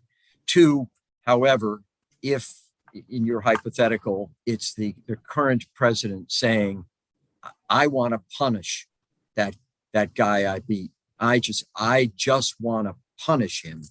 And so I'm going to make sure that everything is known. Well, I think it's in the interest of the United States to have this response. Right. That. And that's when your punish makes it too easy, right? That's but I was trying to say why Congress might have come up with this as Mr. Letter, I thought your answer was going to implicate the one situation that Mr. Clark pointed to, that is the difference between 2204 and 2205, which is in a situation like the one Judge Millett hypothesizes. Mr. Clark suggested that 2205 would give the former president the right to say, these documents cannot be released to the public for a certain period of time. And that what we're dealing with here is the exception and the extent to which Congress gets the records, notwithstanding that, and different president determinations about whether to give them to Congress. And so am I wrong about, like, could we accept Mr. Clark's reading of 2204 to be that in a situation in which there's a dispute between the former and current president over release to the public, Congress has made the determination that the former president would get to decide which records get released over time in the way that the statute says. Maybe the former president wins that battle, but that's really not what's happening in a government request kind of situation. I think you're right, Judge Jackson, that those are two different situations. And it might therefore be that in a situation involving simply a release to the public, there might be circumstances when the former president could sue and could prevail. Hypothetically, again, there would be something so far outside our experience as a nation. But I think that you, as your hypothetical is coming up with, if instead this is a request from Congress, we believe that the 2204E provides that the former president can raise a claim about privilege. They can raise a claim, but overwhelmingly, the current president is going to prevail in that kind of circumstance. And as I say, again, my hypothetical, what's the answer with respect to the statutory claim as to public release? What's the answer to the hypothetical asked to release to the committees of Congress? For my hypothetical about it's in the interest of the people of the United States to avenge ourselves on what happened for the last 4 years. And I'm sorry, Judge Millett, I wasn't sure I heard. You're saying this is when it's a As request to by, what happens when he comes to court with respect to count one, don't release them to the committees. Oh. I've asked for everything under the sun. Every committee has thrown something in, and they got all 4 years pretty well covered here. What's the response? so if it's a request by Congress, it seems to me that overwhelmingly the current president would prevail. But I'm willing to say, I don't want to say never. I don't want to get If you caught can't up in conceive of an ever, and you're not willing to say that my hypothetical would be an exception. Your Honor, I can conceive. I don't think I can conceive of a realistic one. But counsel, whether or not the incumbent president would prevail doesn't really tell us how a court should determine whether the incumbent president would prevail. I mean, do we, we don't just flip a coin or draw straws or something. What test are we supposed to use? And Your Honor, putting aside the highly unrealistic hypothetical, I think the test is rather clear. It is the current president is in the best position, best by far, to determine what is in the interests of the executive branch at that time. The current president has weighed, as the Supreme Court indicated, we assume the current that there are benefits provided by executive privilege, and so how those should be carried out.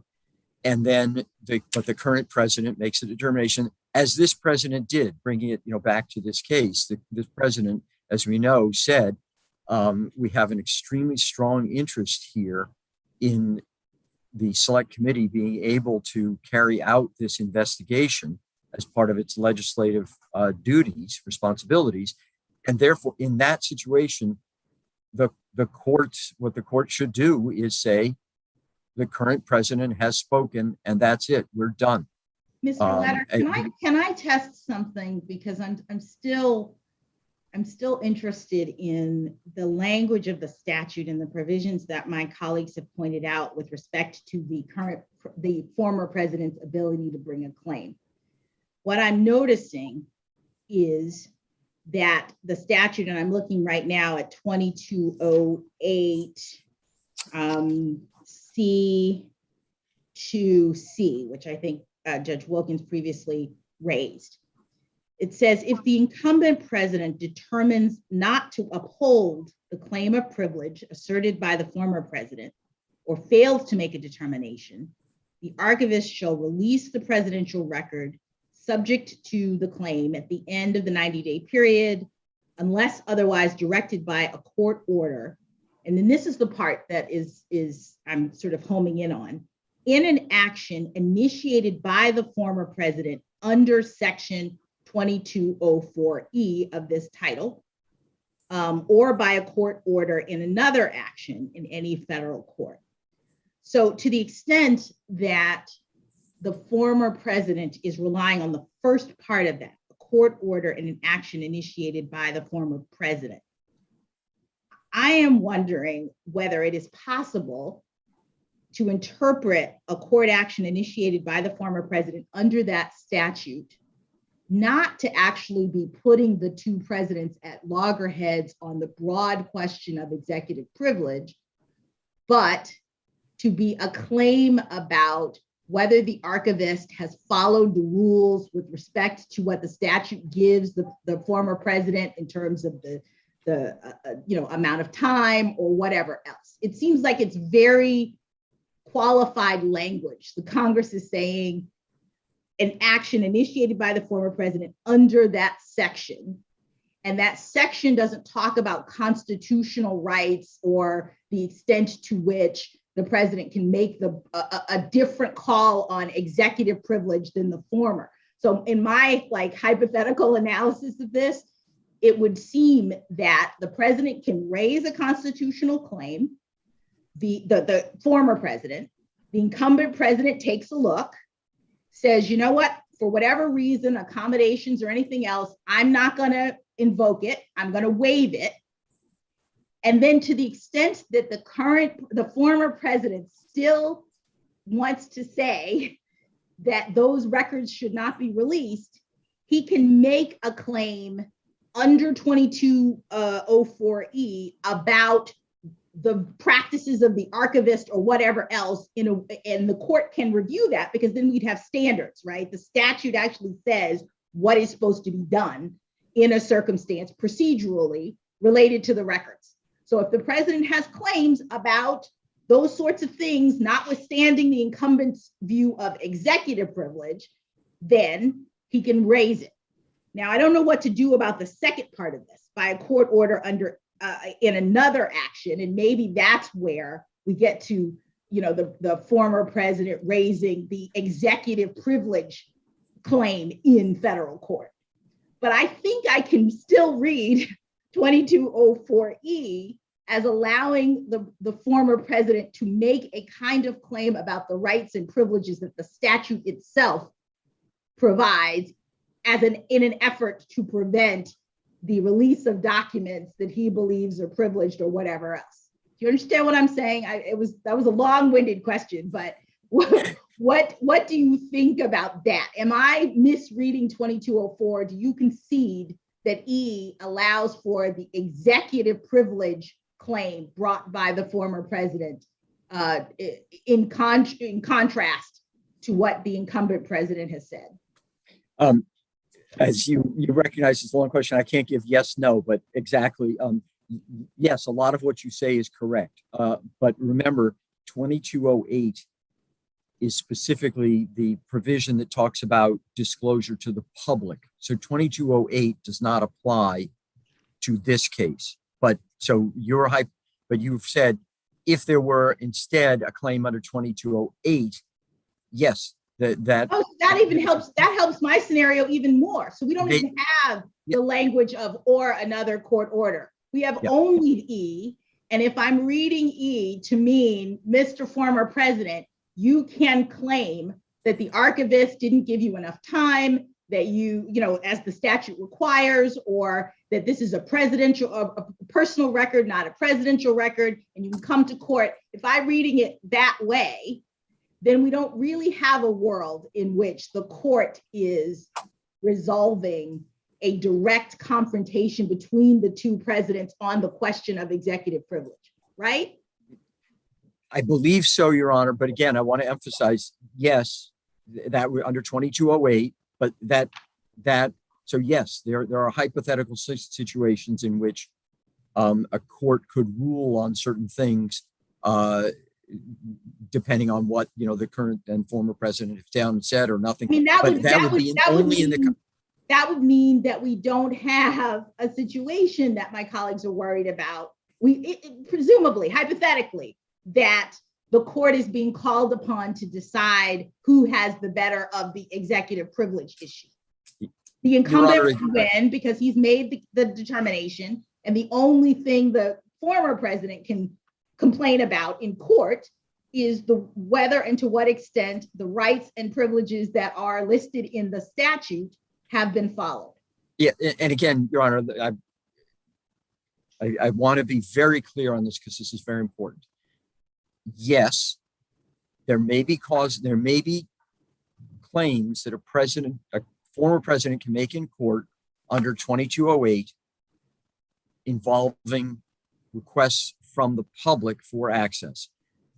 What we have, so yes, what we have though here is a request by Congress. So this is covered by 2204E and which must be read in conjunction with 2204C2, which, as you know, says nothing shall be construed to confirm, limit, etc., expand the constitutionally based privileges available to a former president.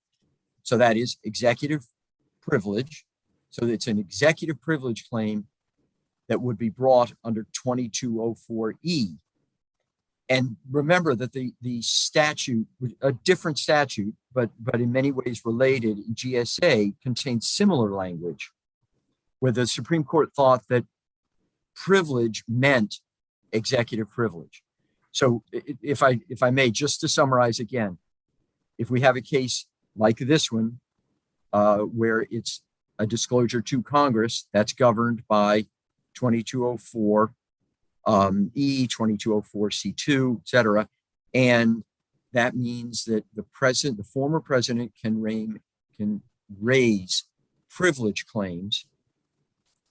As we've said, the current president should overwhelmingly win any of those if they are indeed at loggerheads, as they are here. There's no question of the cause of action. And in fact, one of the statutory terms is the presidential communications privilege. So both as a statutory claim and a constitutional claim, they're both here under 2204 E2. And as you said, all read in light of 2204 C, we're not withdrawing anything under the statute that is constitutionally based, which Nixon versus GSA tells us includes that the former incumbent has as one of right or privilege, whichever way you look at it, to address and raise claims of executive privilege. So we do, in fact, the statute does create the very loggerheads, assuming we get past the statutory criteria that are argued about by your friends on the other side. We end But up it doesn't tell us what to do. situation. But it doesn't tell us what to do, right? Mr. Letter? In which case, what do we do? It doesn't, but that's where, I'm sorry, Judge Wilkins, did I interrupt? I'm sorry. I thought I heard a voice. I may have been wrong. No, go ahead. Okay, I'm hearing voices, that's all. The statute doesn't tell you what to do. That's where I believe the Constitution tells you what to do, because the Constitution, for instance, as we cited in our brief, silo law says what many Supreme Court decisions have said. We have one president who runs the executive branch. Nixon versus GSA, I'm sure we've all read it backwards and forwards for this case by now at least 6 times, says yes, the president, the former president can raise that claim, but I want to come back to that in just a moment, can raise that claim, but the current president holds sway there, certainly. Now, Wait, hang on, remember, didn't say hold sway. I wish they had, but what they said is that the former president's claim is give greater diminished. weight. Yes, give greater weight. Greater and that weight, right. They may have said diminished or something like that. And So greater weight suggests that there's still balancing to be done. And so what? And there may very well be, Your Honor, in various cases, because remember, Nixon versus GSA also was quite different from this case because it was a broad challenge to a brand new statute. In this situation, we have the current president. In those cases, in that earlier case, it was 2 former presidents who Right, said we know the statute. today. So back to my original hypothetical about the avenging one. So so a former president comes into court and says, wait, you're releasing information. I have in these executive privilege documents the identities of foreign agents of foreign governments who are adversarial foreign governments who are cooperating with us and helping us. And it's going to get out and they're going to die and we're going to lose all that information that we need. And so, yes, incumbent president, you have made this judgment about the executive branch's interests and the interests of the people of the United States. And so I'm lower on the scoreboard or lower on the scales, but I'm coming to tell you there are, here's 8 specific things that are so vital and are not reflected in this generalized assertion of the interests of the people of the United States that have yet to be taken into account that need to be weighed by a court, including people will die. Could the former president win then? At least for those documents? I think, yes, Your Honor, that may be a circumstance when the 25th Amendment would suddenly become relevant. I'm not sure, but remember. I'm not talking about the 25th Amendment. I'm talking about the balancing that the court's doing. No, I understand. But as we know, presidents have to make determinations regularly when people will die. The president is the commander in chief, and the president could, the former president decides to send troops to a particular area. And then the new president, let's say that new president won on the basis, the key issue in the campaign was, I'm bringing the boys home, boys and girls. Home. I'm bringing the troops. Thank you. I'm sorry, Your Honor. That was insensitive of me. I'm bringing the troops home. And that may mean that people will die. Nobody would possibly say that the current president is not the one who makes that determination. As we know, no, I'm only talking about the executive privilege as to documents, right? Right. So, well, it documents, records, materials. Obviously, it can be tapes, etc. yes, of course. But again, that's the decision by the current president, except in some weird hypotheticals that maybe we can come up with, which, as I say, might very well raise questions about the president's sanity or something. But certainly that's nowhere close to anything we've ever faced as a nation. So if the former privilege and the former president, sorry, these words say, the former president comes in and says, I beg to differ on your judgment about the interests of the American people and the long-term, immediate, short-term, medium, and long-term impact on the executive branch of this sweeping waiver of executive privilege that you're doing. I think you're very wrong to do it. You're misguided. You're doing it for all the wrong political reasons. You really are going to end up hurting the executive branch, but nothing more particular than that. That tie under Nixon versus GSA goes to the incumbent president. Always, Your Honor. And the one other point I wanted to make about Nixon versus GSA is remember too that what that case was about, that was a situation where up until then, presidential records belong with the personal property of the president. Sadly, many presidents destroyed their records. And the Supreme Court notes this in the GSA opinion. Congress then makes a major change and says, we need these records preserved because President Nixon otherwise is going to destroy these records. And so we are changing things. And so President Nixon was suing really in his personal capacity saying, no, these are my records. Whatever, 180 or 70 degrees years of history show that. And this is a major change. Now, so his claim was really quite different from now.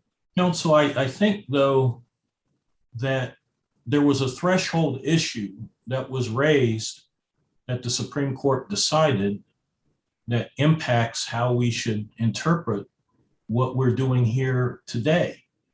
There was a threshold argument made that there was no separation of powers concern in Nixon v. GSA because you had bicameralism and presentment. The Congress had passed this bill. President Ford had signed it. The incumbent president, agreed with Congress on the action that should be taken with respect to these tapes. And so this didn't really present a separation of powers issue. And the Supreme Court flatly rejected that. Yes. And said, it doesn't matter that the incumbent president agreed with this action. The former president still has this right to raise executive privilege. And yes, we say that it gets less weight than the incumbent president's view on executive privilege. But to resolve the separation of powers concern there, they did a balancing test. They said only where the potential for disruption to the executive is present must we then determine whether that impact is justified by an overriding need to promote objectives within the constitutional authority of Congress. It's essentially the same sort of balancing test that was done in US v. Nixon, that we did in Select Committee versus Nixon, that kind of is the overall kind of like balancing that was done by the Supreme Court in Mazars, compelling need, or the need of Congress? Is it sufficient to override the privacy interests, the interests of the executive? Right. You're saying that we don't do a balancing. We just say, we weigh the incumbent more. So what if, like, there's 4 former presidents that say these documents should remain privileged? It would be terrible. It would destroy the office of the executive to waive privilege, but the incumbent says, no, I think that privilege should be waived. The 4 former presidents, does that equal one incumbent president? We don't do a weighing. I mean, why don't we do a weighing of the interests? If Nixon v. GSA did a weighing of the interests, why don't we do one here? Yeah, because, Your Honor, there's a very key difference. First of all, the quick answer to I think it was a rhetorical question, but 4 former presidents versus 1 incumbent. No, that's easy. The incumbent obviously wins. But the difference is, there's a very central difference between the Nixon case and this case. There, the former president was suing and making an executive, making as you point out, a separation of powers claim and separately an executive privilege claim. And the Supreme Court said he loses on the separation of powers claim.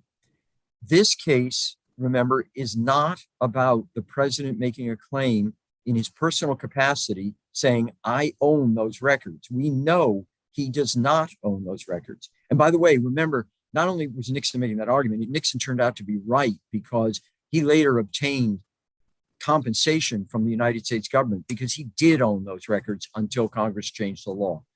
Here, Mr. Trump has said absolutely clearly in his brief, he is suing in his official capacity. But I don't understand what difference that makes. My point is that the Supreme Court said that this statute raises a separation of powers concern. Right, and this does not. Even though President Nixon isn't in office anymore.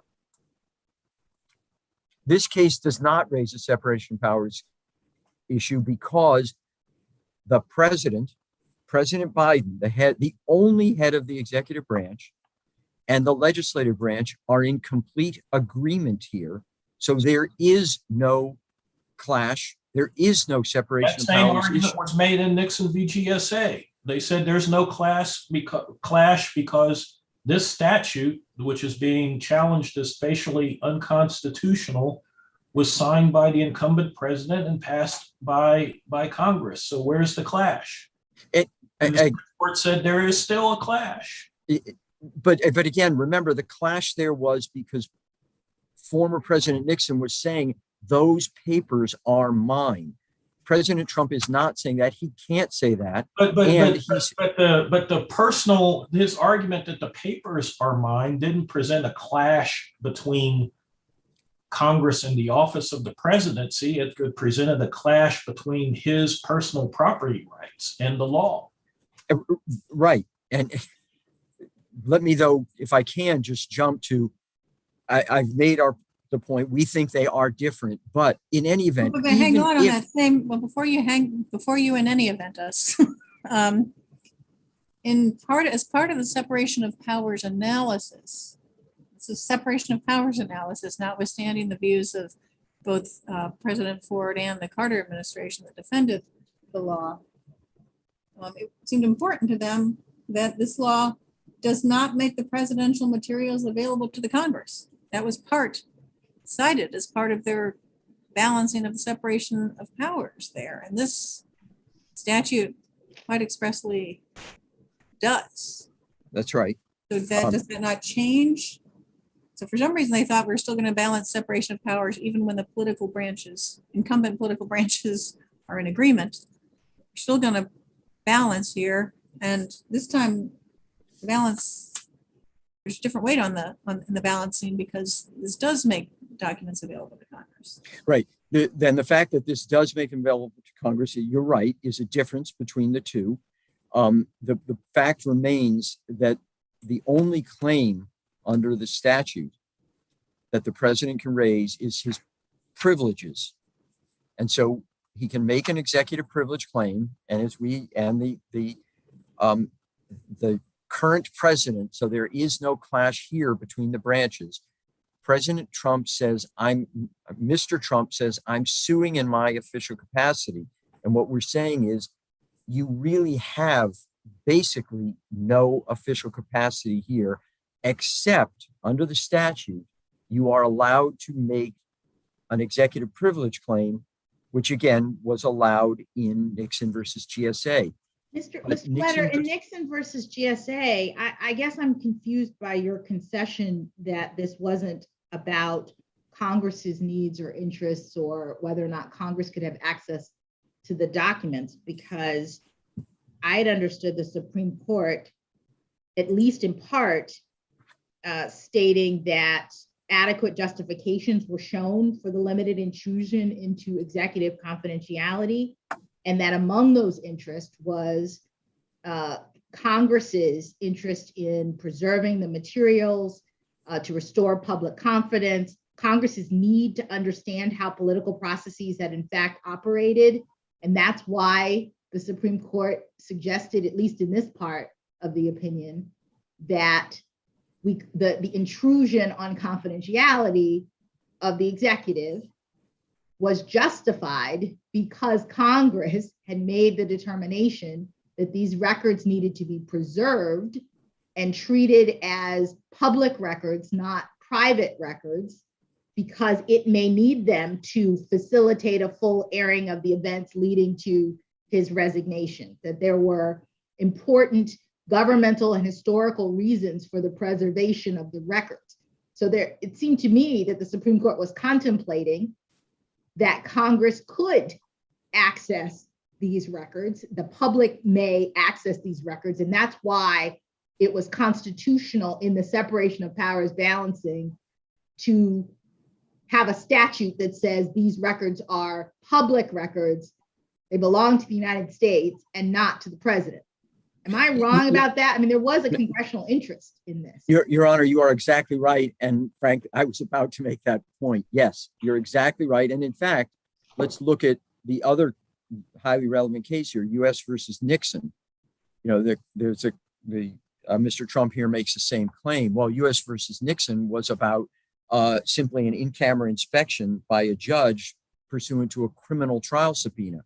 But remember, the whole point of the criminal trial subpoena was the court would then do an in-camera inspection, which could then lead to that it would be publicly disclosed as part of a criminal trial. So in both U.S. versus Nixon and in Nixon versus GSA, both of those cases had as part of the background that can't be forgotten that it wasn't just about disclosure within the executive branch or disclosure simply to a judge to make a determination about based on an in-camera inspection. It was about something much larger than that, as you have correctly pointed out.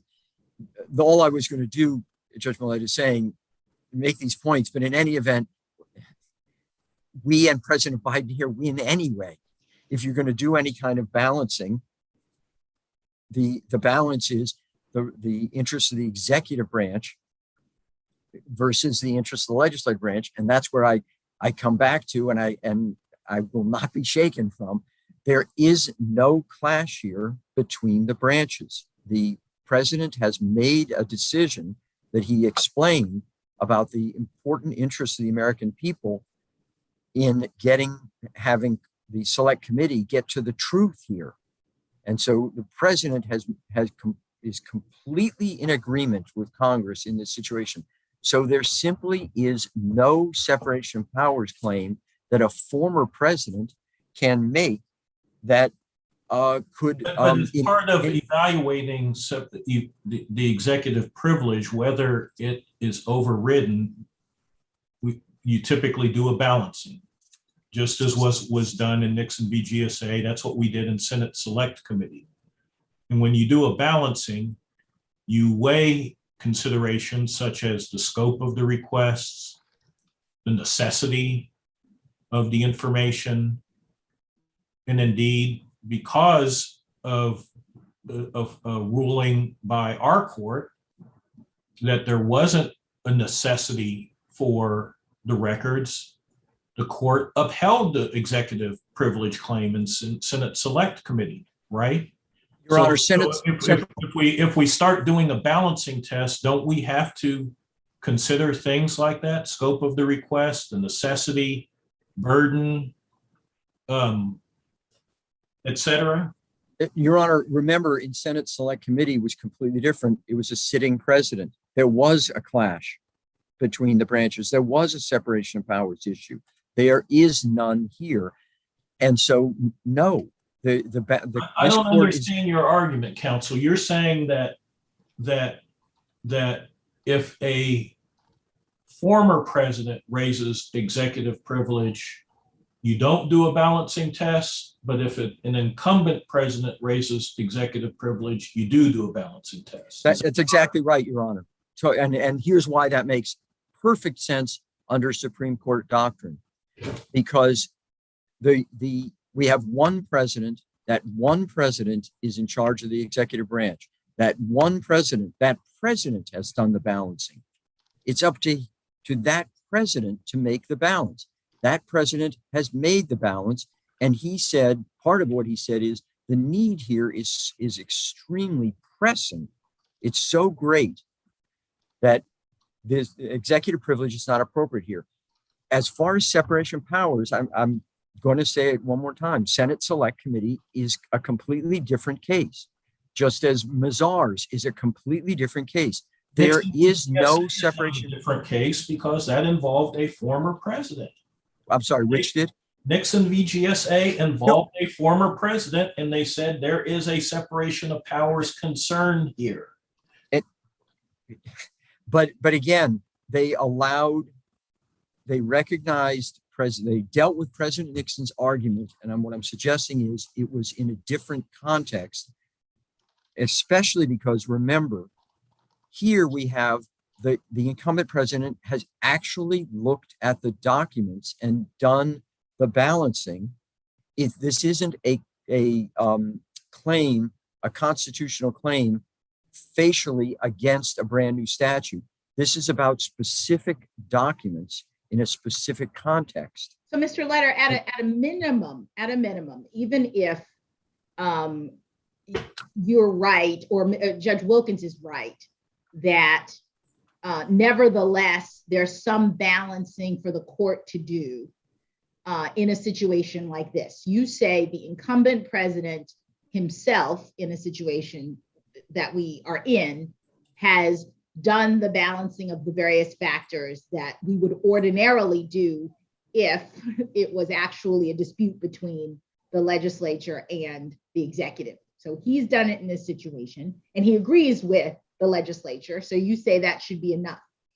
If Judge Wilkins is right, that there's still something left for the court to do, at a minimum, would you say that we should give some deference to the incumbent's determination of this, even if he doesn't get to win it, right? Are we talking about, either we have to give it all to the incumbent and we don't do any balancing, or I suppose there's a world in which we could say, okay, the court still has a role to play here in this current circumstance, but they have to give some deference, if not great deference, to the incumbent's determination of the balance.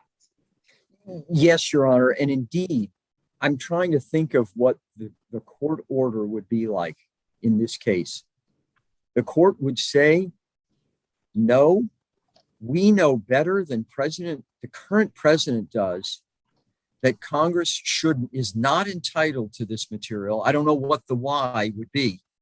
I think all you could do is say, because there's a strong interest in the presidency in confidentiality and having presidential advisors being able to give clear advice, when the current president has said that's outweighed here. And remember, That really is about the only argument they're making. And remember, a very key point, Nixon versus GSA, US versus Nixon, and the practice of I think almost every modern president is they have disclosed to Congress and the public the advice they have gotten from high-level officials in the White House. And they So, haven't, they haven't, I'm sorry, go ahead, Judge. The counsel, you would concede that in any kind of clash between Congress and the president, where the president has invoked privilege and Congress was saying,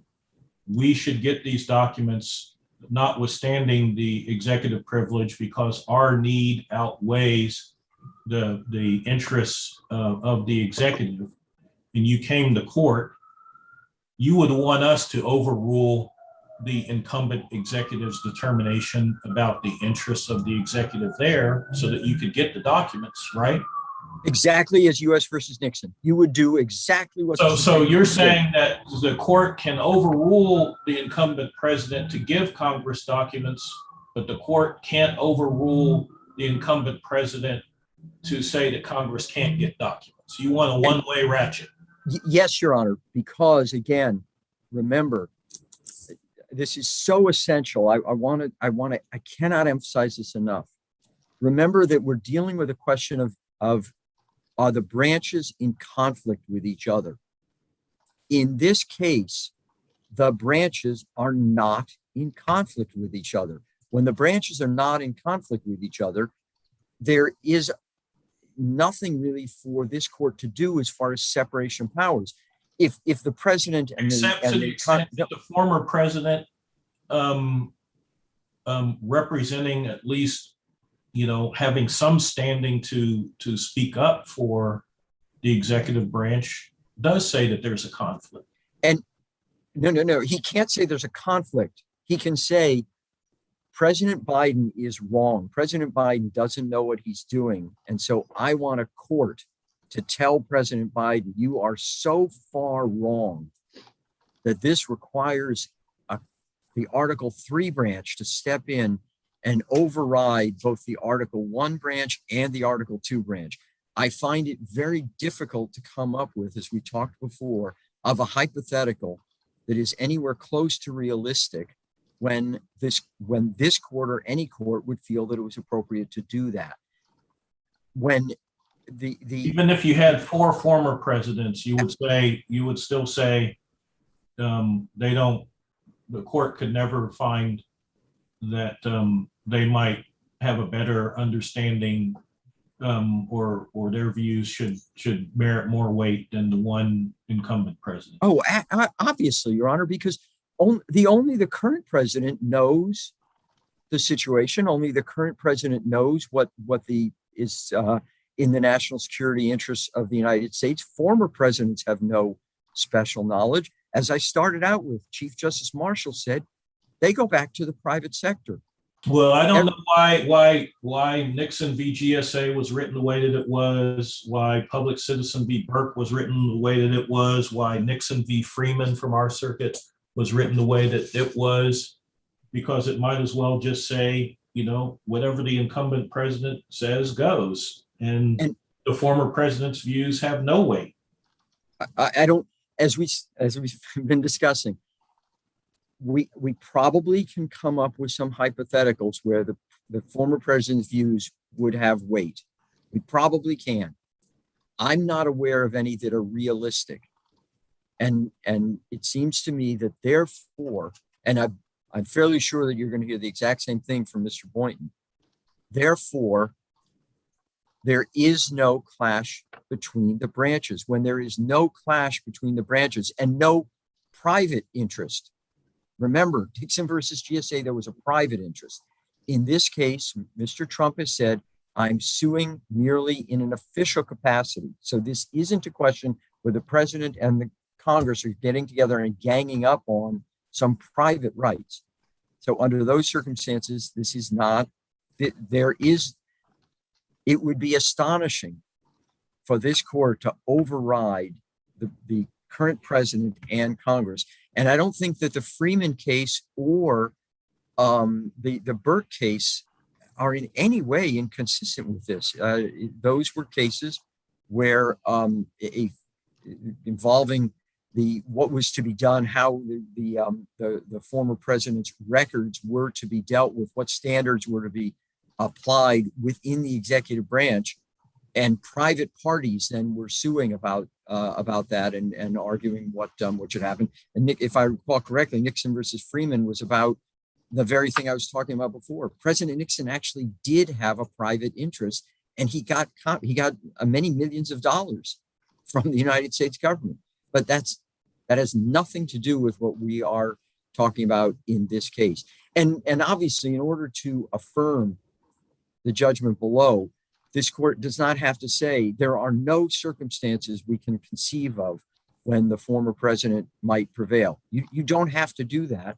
The key is here, did Judge Chutkan reach the correct result? And under the facts of this case, it seems to me that is indisputable. I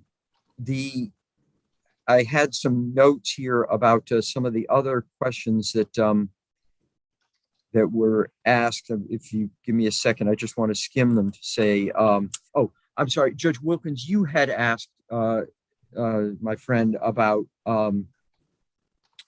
would there be a situation when the court could issue a protective order that would bind Congress as far as what it could do with the documents. This, as we cited in our brief, this circuit's precedent, Hearst versus Black, says that you cannot. Under separation of powers, there is no Article 3 power for you to issue an injunction like that to Congress. So that's the law of the circuit. No, but if there's an injunction, if the injunction is the archivist to provide it to a committee on these terms, right? That injunction wouldn't bind Congress then. That's not my question. I'm sorry. My question is, yes, I'm sorry. the injunction would bind the person named it, the archivist. What is, are there rules within the House or for the committee that would, maybe they can't be enforced in litigation because of speech and debate clause, but are there internal rules that would be internally enforced that would give weight to that confidentiality agreement? Different committees have different rules, Your Honor, about confidentiality. What does the select committee have? My understanding is the select committee has no rules about this on its own. The select committee is governed by the rules of the House. Mm-hmm. The rules of the House provide that records of a committee belong to the committee and they belong to the House. So the House could decide voluntarily to, if the archivist sent the records to Congress and said, I really, really hope you don't publicly disclose these, Congress, the House could make a determination of whether to abide by that or not, but that would be a decision by the House. I'm not aware that there's any rule that would govern what the select committee would do. Let's not have the archivist just say, pretty please. Let's say the incumbent president's decision says, I'm making this decision. Right. Based on accommodation between the branches. We've worked through this. We've had an agreement. And it is being provided subject to promises of confidentiality by the committee. And it's by the committee as an entity and each of its members. And Your Honor, I think it is extremely likely that when accommodations like that are reached, Congress will abide by them.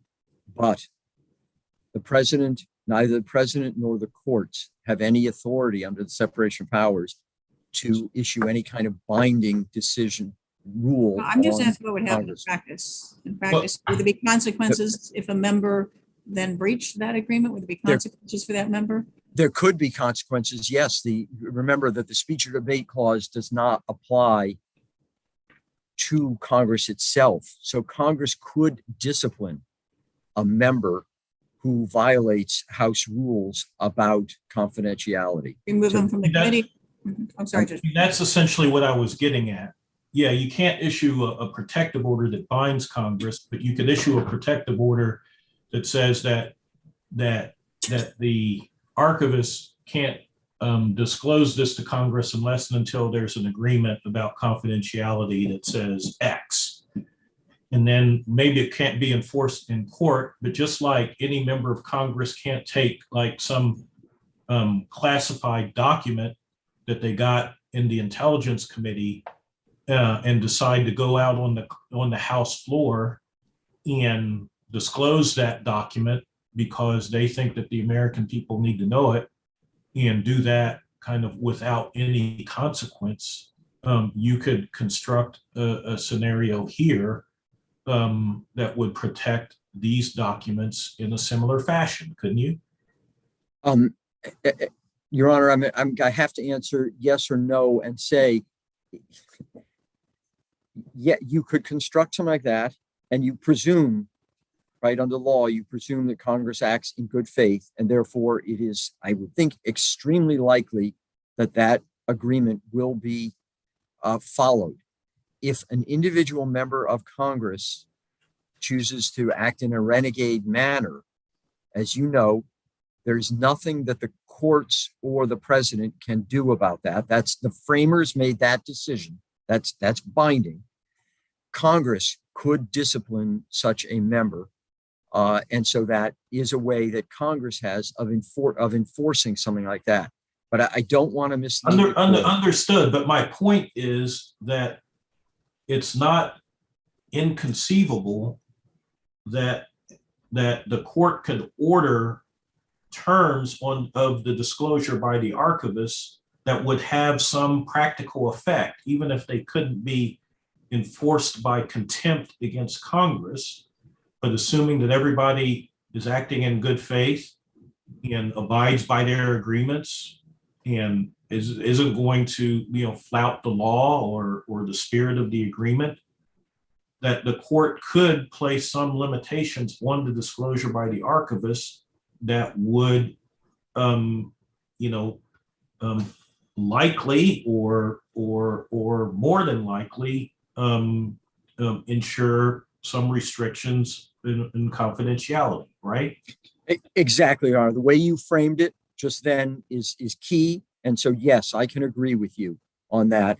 But remember, we're talking about a practical world here. The select committee, when it gets the material, it has to do something. It has to use these materials. That's the whole point of why these are being asked for. So the select committee would be looking at the materials. Their staff would be looking at the materials. Remember that the select committee then is making all sorts of recommendations to Congress as a whole, et cetera. But again, understood. And I think our point with your friend on the other side, just to kind of bring this to a close in the interest of time, was that they never made any such request anyway, right? That issue isn't before us because they didn't ask for that limitation and say they would be fine with disclosure with that limitation or any other limitation. They just raised a broader objection to disclosure to Congress, right? That's exactly correct, Judge Wilkins. You're 100% right on that.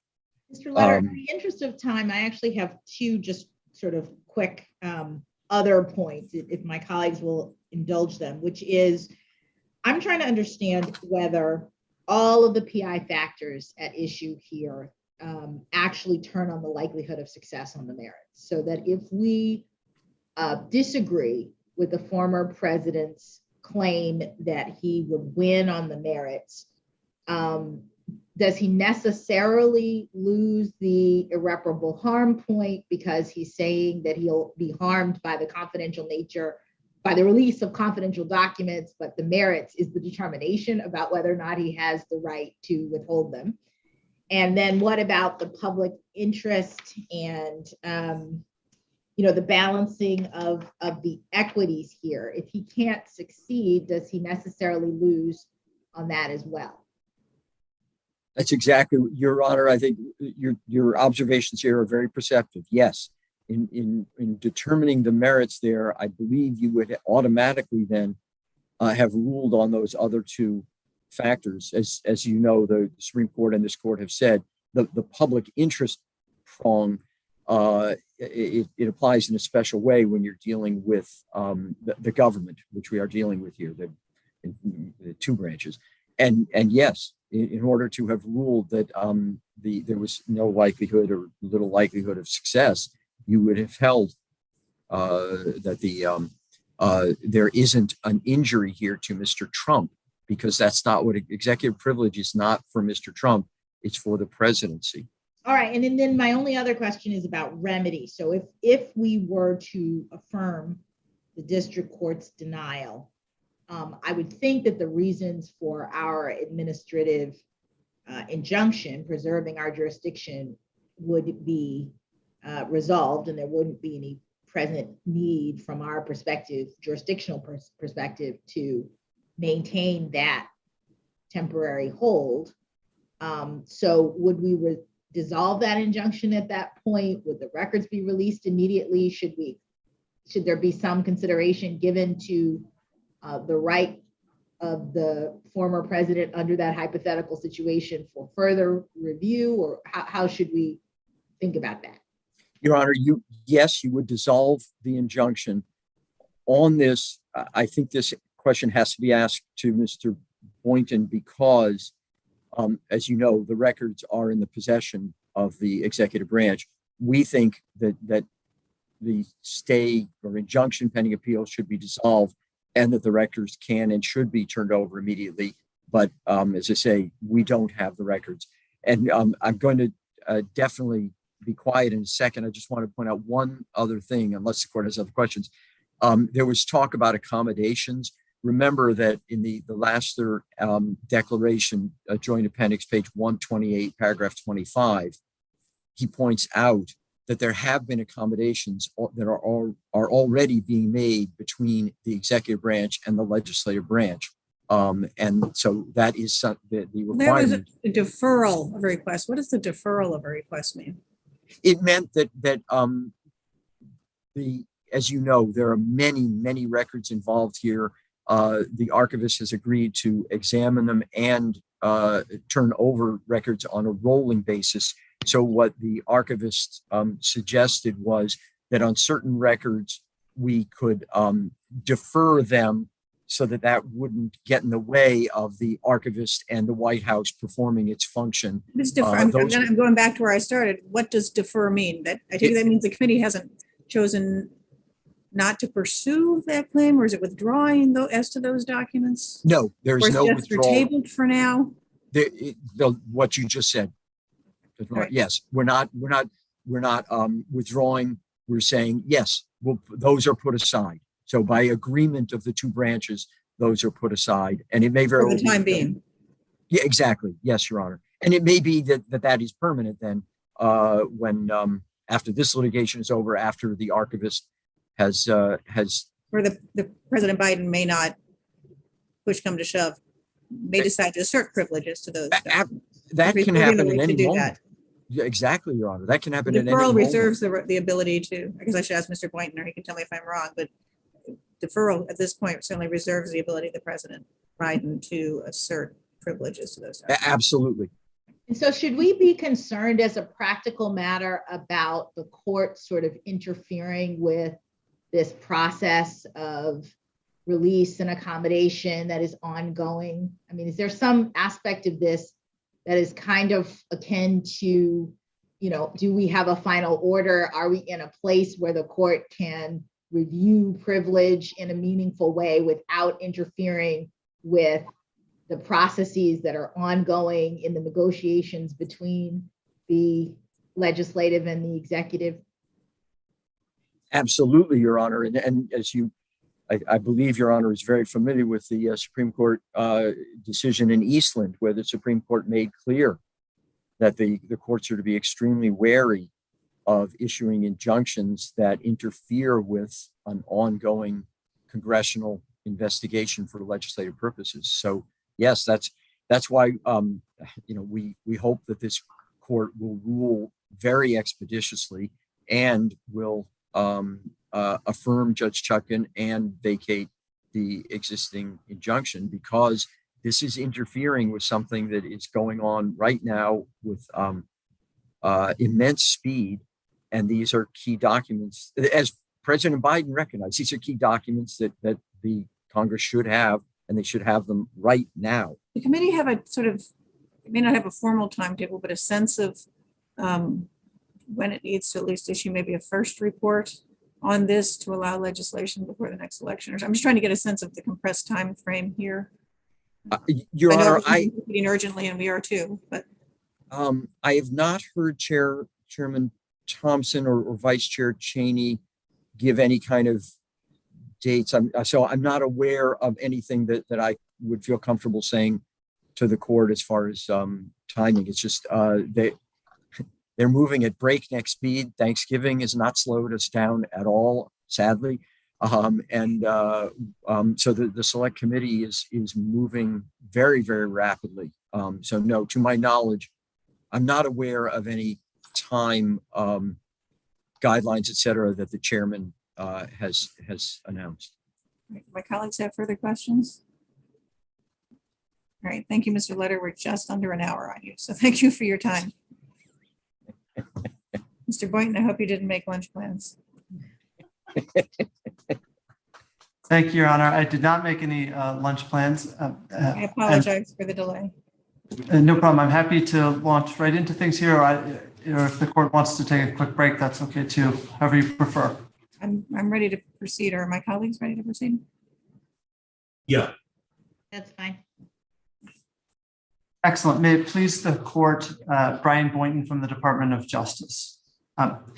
In light of the extraordinary events on January 6th and those surrounding it, President Biden made an affirmative determination that it would not be in the best interests of the United States to assert privilege with respect to the documents that are at issue here. That decision— Just to be clear, the documents at issue here are the first three tranches?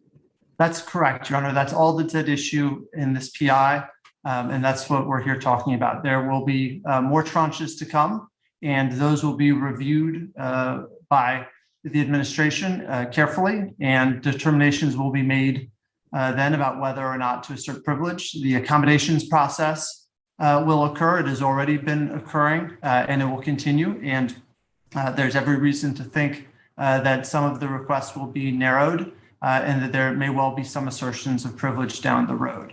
But at this point— And you retain the ability to assert privilege. I just want to confirm that I'm correct in understanding that as to the documents that there's already been a deferral on, that preserves President Biden's ability to assert executive privilege at a later point. That's correct. That deferral was part of the accommodation process. It means the documents have been tabled. At some point, the committee could decide to withdraw the request. The administration could decide to assert privilege. No decision has been made yet. But with respect to the documents that are at issue here, where President Biden has made an affirmative determination that it would be in the best interests of the United States not to assert privilege, this really should be a straightforward case. There are lots of difficult issues that we've discussed and we'll discuss further, I'm sure. But in the circumstances of this case, given the greater weight that is owed to the incumbent president's determination, President Biden's decision not to assert privilege was eminently reasonable and ought to be controlling. The court has asked some questions about that decision. I don't mean to probe in a way that's inappropriate, but the former president raises concerns about the breadth of this request, and that, you know, it's the first three tranches seem pretty closely tied to January 6th and events between the election and January 6th itself. But that's certainly not the reach of this congressional request. It is much broader and going all the way back to April 2020. In making decisions on executive privilege, does the president include in that a judgment about the sort of statutory factors that are referenced in 2205, the congressional need and the availability of alternative documents, or is that something that the president, I guess, just leaves to the archivist? Your Honor, those same criteria in the statute, track the kinds of things you would look at generally in assessing whether Congress has authority to make a request to the executive branch, and the kinds of things that the executive branch would normally consider as part of the accommodations process. And so, yes, those are factors that will be considered in the ongoing discussions. Is there a need for these documents? Were they considered in the decisions already made as to the first three tranches, not to, if you can say, were they considered in determining not to invoke executive privileges to the first three tranches?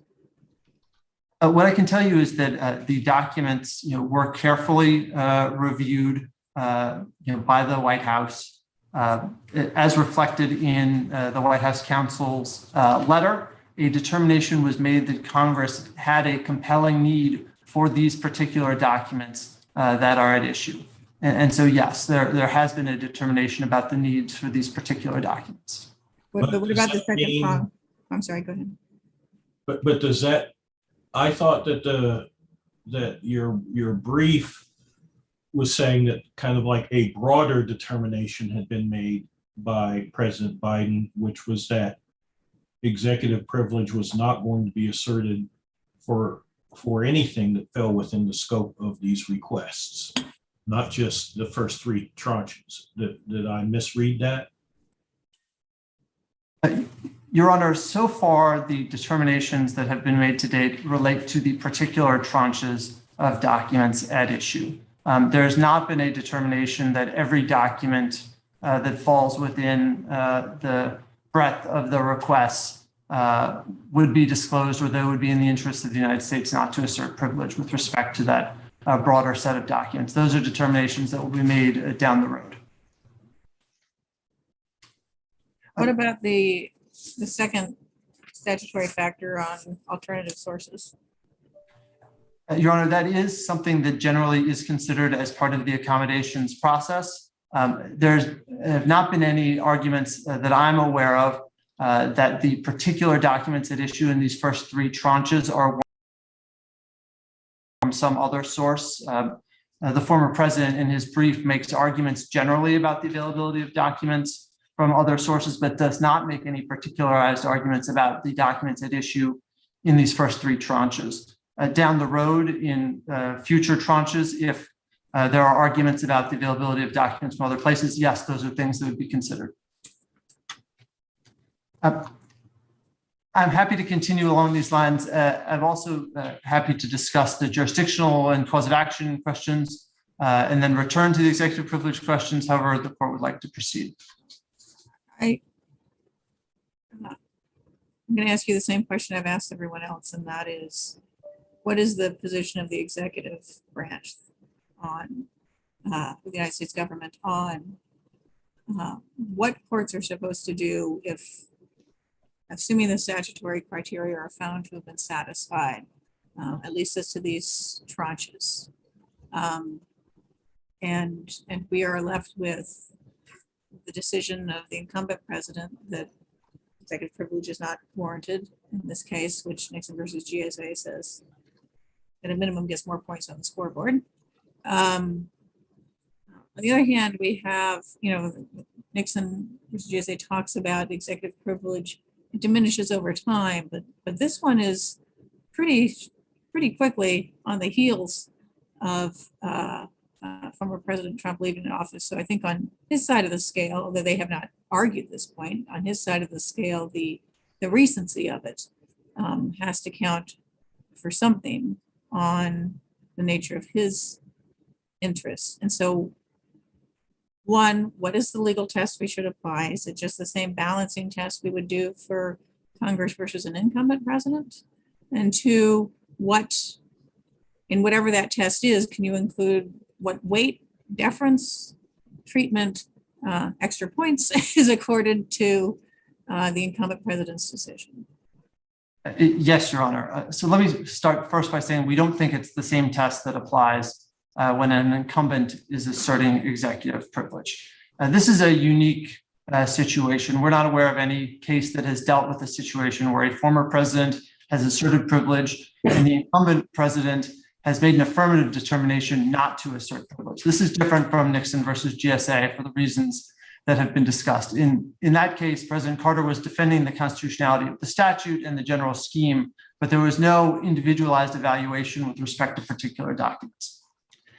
So therefore, there's no test existent in the case law for how to deal with this situation. Nixon versus GSA lays out a whole bunch of reasons why the incumbent's views ought to be given greater weight. The DC Circuit said the same thing in the Dellums case. One, this is a privilege that is held by the Republic, not by an individual. Two, the incumbent is in the best position to evaluate the costs and benefits of asserting privilege. Three, if there's a decision made not to assert privilege, the burdens of that fall on the incumbent. Four, the incumbent is the only politically accountable actor. And then fifth, it's the incumbent that is exercising the duties of the presidency. And in no other respect, this was discussed earlier, in no other respect that we're aware of does a former president have the ability to block something the current president wants to do. The current president could decide to declassify information his predecessor had classified, withdraw a state secrets privilege, withdraw from an executive agreement. It would be extraordinary in any of those circumstances to think that a former president could say, no, you cannot do that. So we think that whatever the— Mr. Boynton, does that mean, with all of those considerations taken into account, those aren't really particular to this set of records or this circumstance? They seem to suggest that in every situation, the incumbent would win. And is that your view? So we come to court, assuming the former president has the right to bring an action saying my view is different than the incumbent president's with respect to the exercise of executive privilege. Are you saying there really is no test to be applied in that circumstance? The court, based on the factors that you just articulated, says incumbent view wins. It may well be the case that the incumbent is going to win most of the time, perhaps all of the time. We don't think this court should make that determination. We don't think you need to or should issue a ruling that says the incumbent always wins, because this is an unsettled area of the law, and there's no need to reach that conclusion here. We think instead— What test do we apply? I'm back to where I started. So what test do you recommend we apply?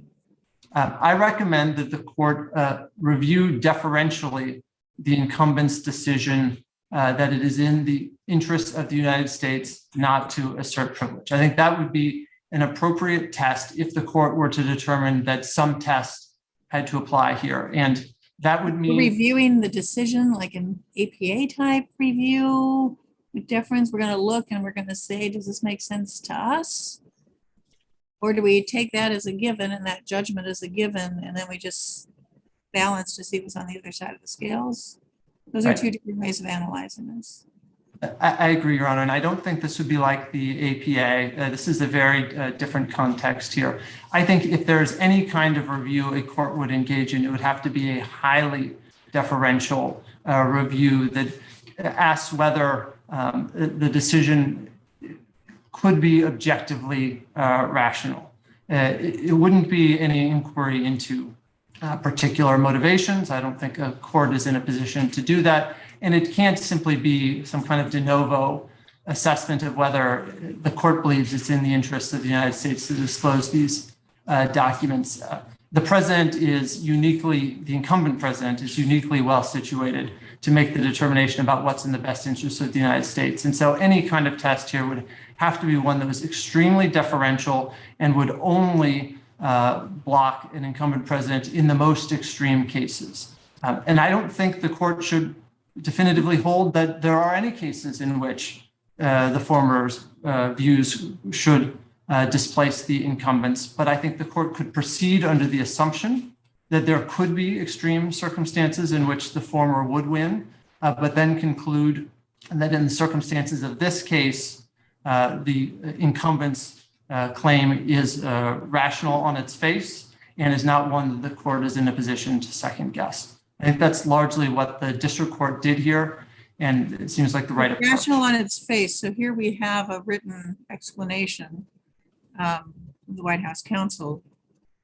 But what if the president gave no explanation, just said, I have determined in the exercise of my Article 2 responsibilities under the Constitution that this is not to be exercised in this case. Nothing else said.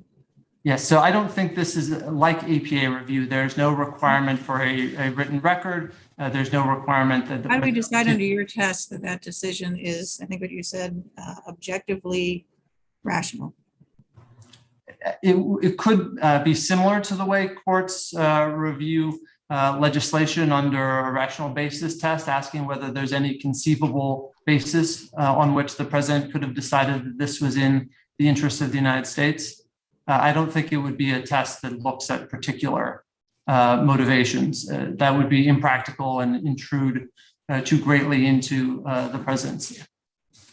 You mentioned Dellums v. Powell. In Dellums v. Powell, we said, and this involved records of a former president, we said the various decisions concerning the privilege reflect a balancing approach, weighing the detrimental effects of disclosure against the necessity for production shown. And then after surveying the law and the record, we affirmed the district court, and we said we were affirming a ruling of the district court that the plaintiffs established a specific need for the requested information sufficient to overcome the rebuttable presumption of privilege of a former president, assuming such a privilege exists. So the district court did a balancing test.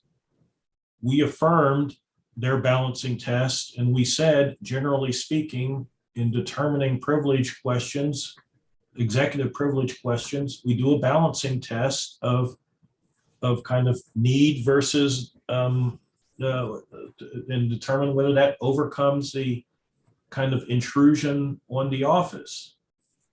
So I don't understand why you say there's no balancing test that we do here. Understood, Your Honor. I agree that if you were to determine that the former president has validly made an assertion of executive privilege, notwithstanding the fact that the incumbent has determined not to assert privilege, such that there was some executive privilege that had been validly asserted, then I think you would move to a balancing, like in Dellums or Nixon versus GSA, and it would be a different kind of balance than would occur if you have an incumbent who's asserting privilege, because the former's assertion would be due less weight, but there would be some kind of balance. What we're saying, though, is that in the circumstances of this case, you don't even need to reach the balancing. Dellums was a case like Nixon versus GSA, where the executive branch had not reviewed particular documents and made an affirmative determination not to assert privilege, that it's in the interest of the United States for the documents to be disclosed. In that case, the executive branch had resisted the subpoena, but had not asserted privilege, had just raised relevance grounds. You didn't have the same kind of affirmative determination by the president that it's in the interest of the United States to disclose the documents. So that's what we think makes this a different case, where you don't even need to get to balancing of confidentiality versus need. We think that in this case, the incumbent's view with respect to the assertion of the privilege ought to prevail. But this court can and perhaps should reach both conclusions and conclude that if there is an interest here on the part of the former president, that the need that Congress has asserted outweighs that interest. And I think, Judge Wilkins, you were correct earlier in your assessment of the DC Circuit precedent that that kind of balancing would happen on a global scale, not on a document by document scale. And that in the circumstances of this case, the congressional need would overcome whatever residual confidentiality interests there were on the part of the former president. Mr. Boynton, can I just maybe say what I think I hear you saying in perhaps a different way, and you can help me to determine whether this is what you mean. That in a situation in which we have a determination by the incumbent president that the privilege is going to be waived, that these documents should be released, there is perhaps a separate separation of powers concern about the court coming in and making this decision to award it or to say the incumbent president has gotten it wrong and the former president's view should prevail, consistent with some balancing test that we invoke. That even if we would ordinarily just balance everything out in a world in which we were called upon by the separation of powers as between the two branches, right? If there was a conflict between the executive and the legislature, and we were somehow called upon to resolve whether the document should be released, we, under our precedent, might do the balancing test or whatever is required to determine that outcome. But that in this situation, where there's not only the lack of a dispute between legislative and executive, we have the incoming executive having actually made a determination about whether the documents would be released. And so in this world, the court swooping in to do some sort of balancing test as we would in the other world actually raises its own separation of powers concerns in terms of the power of the court to resolve or to second guess what this executive is saying. Is that your position? Yes, Your Honor, we agree that having a court try and referee this dispute between the incumbent and the former does raise those kinds of separation of powers concerns. And we made that argument in our brief. It's one of the factors we think should lead the court to determining that if there is any review here, it would need to be highly deferential and give significantly greater weight to the incumbent than to the former. And it's a reason, I think, that the court ought to decide that the incumbent's view, at least in the circumstances of this case, is controlling, and therefore that there's not a need for balancing. If you then go on to decide the balancing issue too, that may well be something you decide to do, and we would have no objection to that, but we don't think you need to reach the balancing issue. There's your view or your response to my questions earlier about how to properly read Nixon v. GSA, because there, again, the claim was made that there was really no separation of powers issue raised because the then incumbent president agreed with Congress on the statute. And so to the extent that there's a question as to whether the statute raised any separation of powers concerns, that's resolved. And the court said, no, not so fast, we disagree. Yes, Your Honor. I think there are two different things going on in Nixon versus GSA. There is a separation of powers challenge, and there's also no executive privilege assertion. It is completely ordinary for a court to still consider a separation of powers challenge to a statute, even if the executive branch is defending the constitutionality of the statute. The executive branch doesn't get to simply acquiesce in something that otherwise would violate the separation of powers. The executive couldn't, for example, acquiesce to a line item veto power for Congress. A court still has to evaluate that challenge. Executive privilege, though, we think is different. Executive privilege is something that is vested in the executive branch for the benefit of the executive branch, and that where the incumbent president has made a determination that it is in the public interest not to assert the privilege, we think that that ought to be controlling at a minimum in the vast majority of cases and potentially in all cases. But again, that's an issue we don't think you need to reach. And so I agree the court in Nixon versus GSA did do that balancing, and it did it in the context of the separation of powers challenge. It also did it with respect to executive privilege. But with respect to executive privilege, our view is that the reason the court had to do that is because it wasn't a case like this where where you were dealing with particular documents and the incumbent president had made a determination that they should be disclosed. There was a separate argument that was raised by the former president in his reply brief that we haven't touched on today, but I would like to just mention it briefly because we haven't had a chance to address it. The reply argues that the PRA itself limits the ability of the incumbent to second guess a privilege assertion by the former. The former president points to the language that's existing in 2208 C2C and is also in the regs at 1270-44 F3 that talks about whether the incumbent president is going to not uphold a privilege assertion by the former. And they argue that not uphold has a specific meaning, and they say that that means the incumbent president can only assess whether the requirements for the invocation of privilege are met and doesn't allow an incumbent president to make a determination, as occurred here, that it's not in the interest of the United States to assert privilege. We think that argument is waived because it was raised for the first time in the reply brief. We also think it's demonstrably wrong. It's inconsistent with the PRA, which makes clear that the statute is not limiting either president's constitutional authority. That's in 2204 C2, I believe.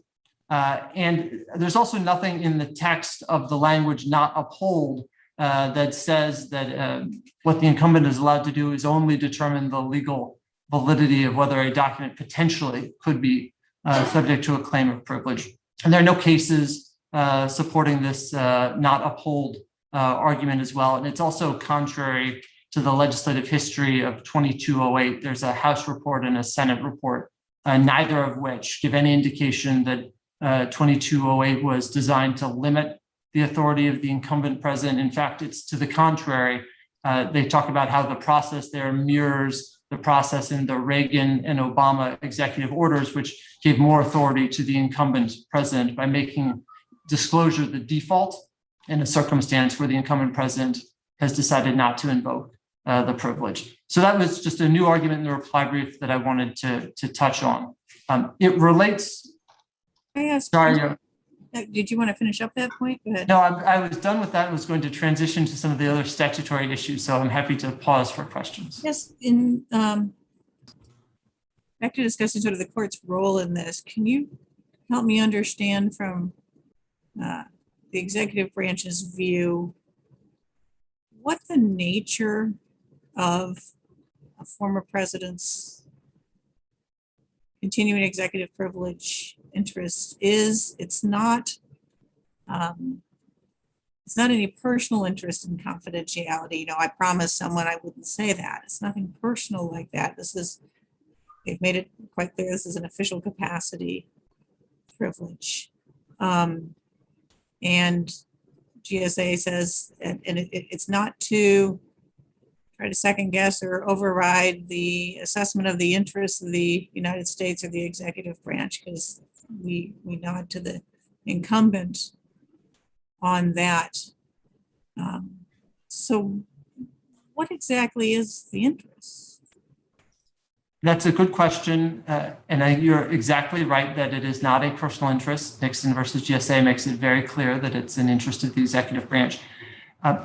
There might be circumstances where the importance and confidentiality of particular documents is not apparent on their face. You could have documents that in fact are highly sensitive and should not be disclosed. And perhaps the incumbent wouldn't be in a position to recognize that from the face of the documents. And the former might say, oh no, you should be aware these are highly sensitive documents that you ought to consider very closely. So I think that's one reason to give a former president a role. It might be the most important reason, their familiarity with these particular documents. It gives them a way to make sure that the confidentiality interests are at least flagged and taken into account by the incumbent. That already happens in I don't know whether to call it the administrative process here, but where the archivist alerts the former president and the incumbent president, and looks like at least gives the former president a little lead time.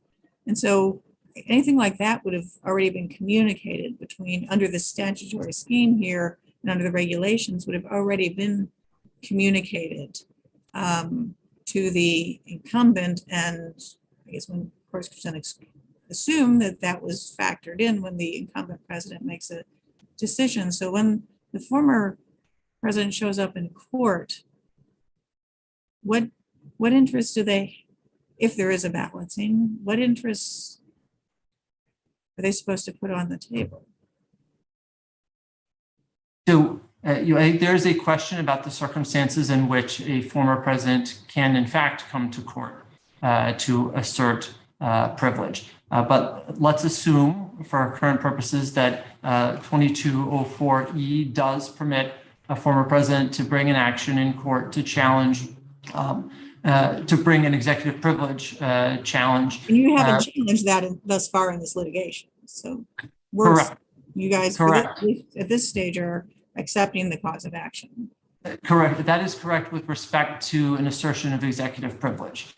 We have argued that there is no cause of action for the former president to bring a challenge either to the statutory requirements in 2205-2C or to the to the authority of the committee under the Constitution to bring the valid legislative purpose type arguments. But we do think that there is a cause of action recognized in 2204E to assert executive privilege.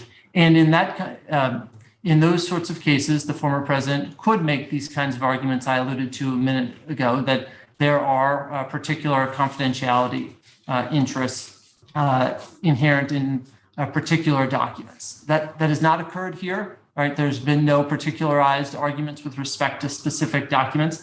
In theory, that could happen.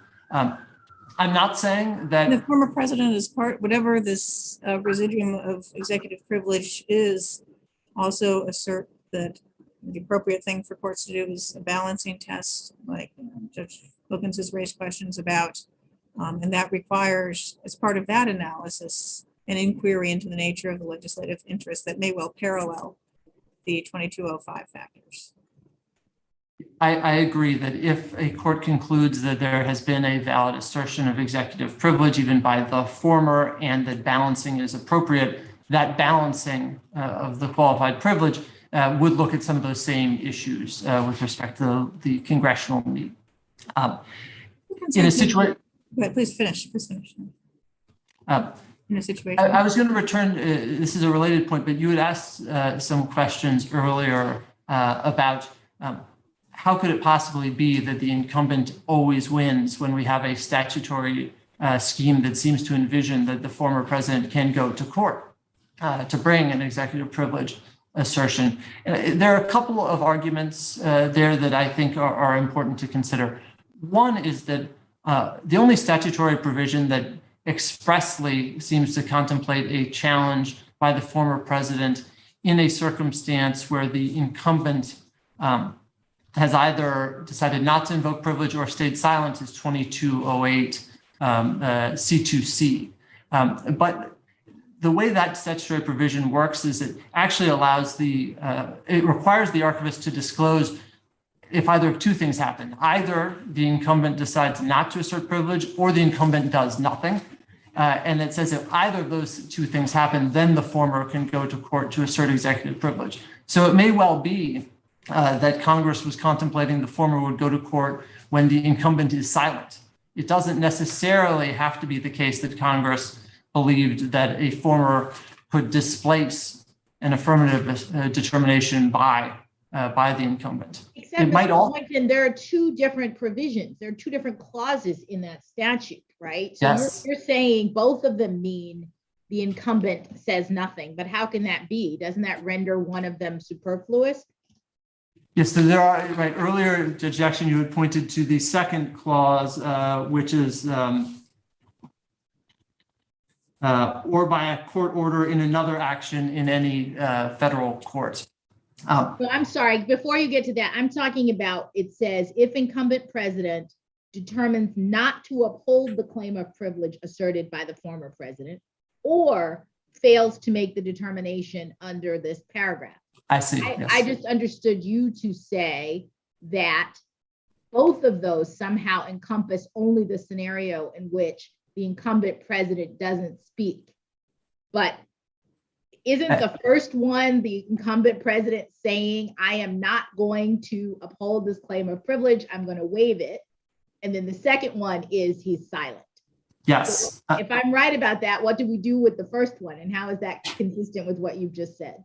Yes. So the way it's drafted, it may just be that that Congress meant that the former president could go to court in these general circumstances when one of these two things has happened. It may be that Congress envisioned that the former president could go to court even when we're in that first clause, the incumbent has made a decision not to assert privilege.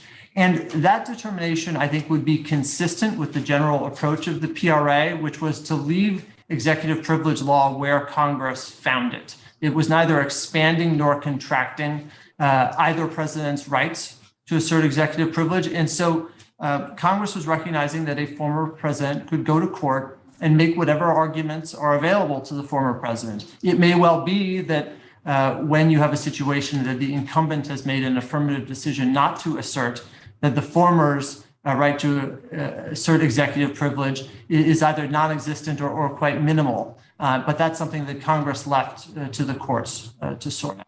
So you're saying that we should not be reading this statutory circumstance as necessarily Congress saying that when both presidents are in court, because the incumbent has said, I'm not going to assert, I'm going to waive, and the former says, I really think we need to insert it here, and so I'm going to court. So both of them are there. You're saying this doesn't speak to or suggest that they have equal,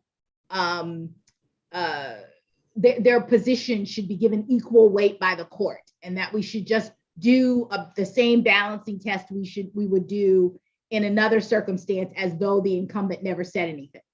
Is that what you're saying? I say the same thing in different ways, and I'm wasting everybody's time, but is that what you're saying?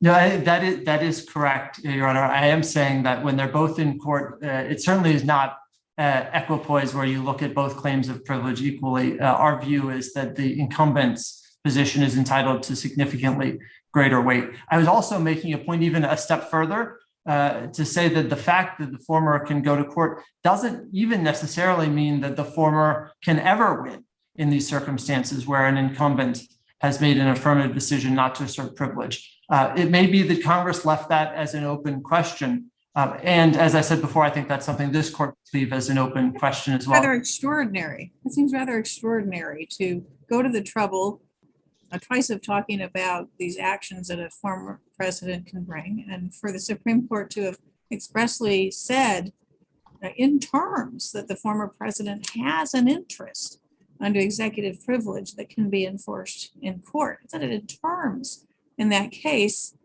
when it's going to be an entirely empty exercise at the end of the day. But just to make things more interesting, let's bring Article 3 into the picture. That seems to me the exact opposite of how we should, that we don't assume Congress is creating constitutional problems with the statutes that it writes. And I'm certainly not going to assume that the Supreme Court thought it was creating, more opportunities for the judiciary to step into fights between, or actually to unsettle agreements between the executive branch and Congress. And it seems to me that part of, I'm assuming what was going on, and this is just assumption, is, and I assume you would agree on behalf of your current clients, that the executive privilege is really important. It's part of the lifeblood of the executive branch, and the ability to exercise Article 2 powers depends, or to exercise them wisely, depends on having confidentiality. And if we have a constitutional scheme in which that privilege turns off at 12:01 p.m. January 20th, it won't be a real privilege at all for the preceding 4 years. It won't, because everyone will know the clock is ticking.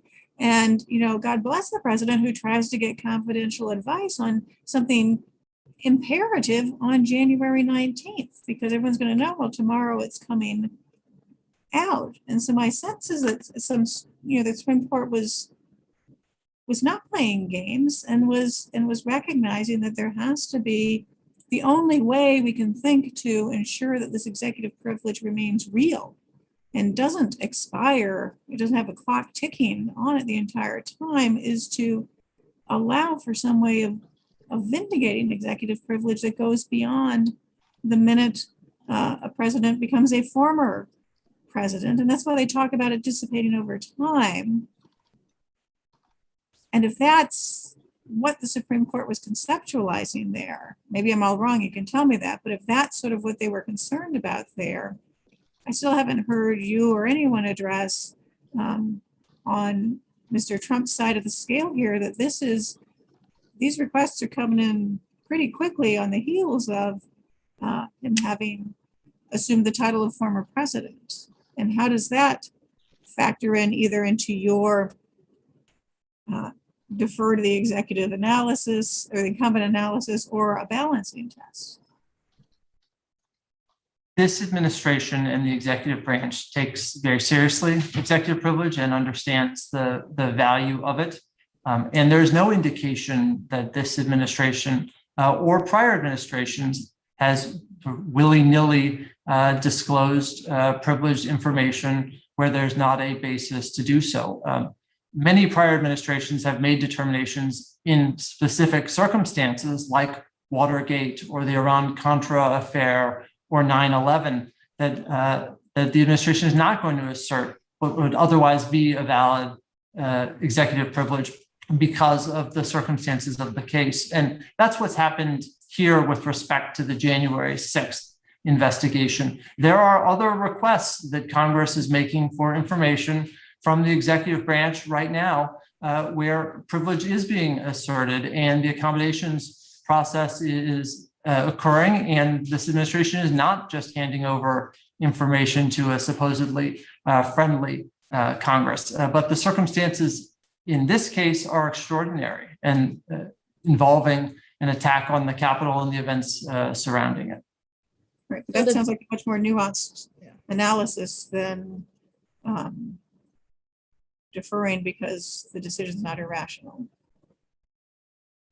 Your Honor, I agree that this is a relatively straightforward case.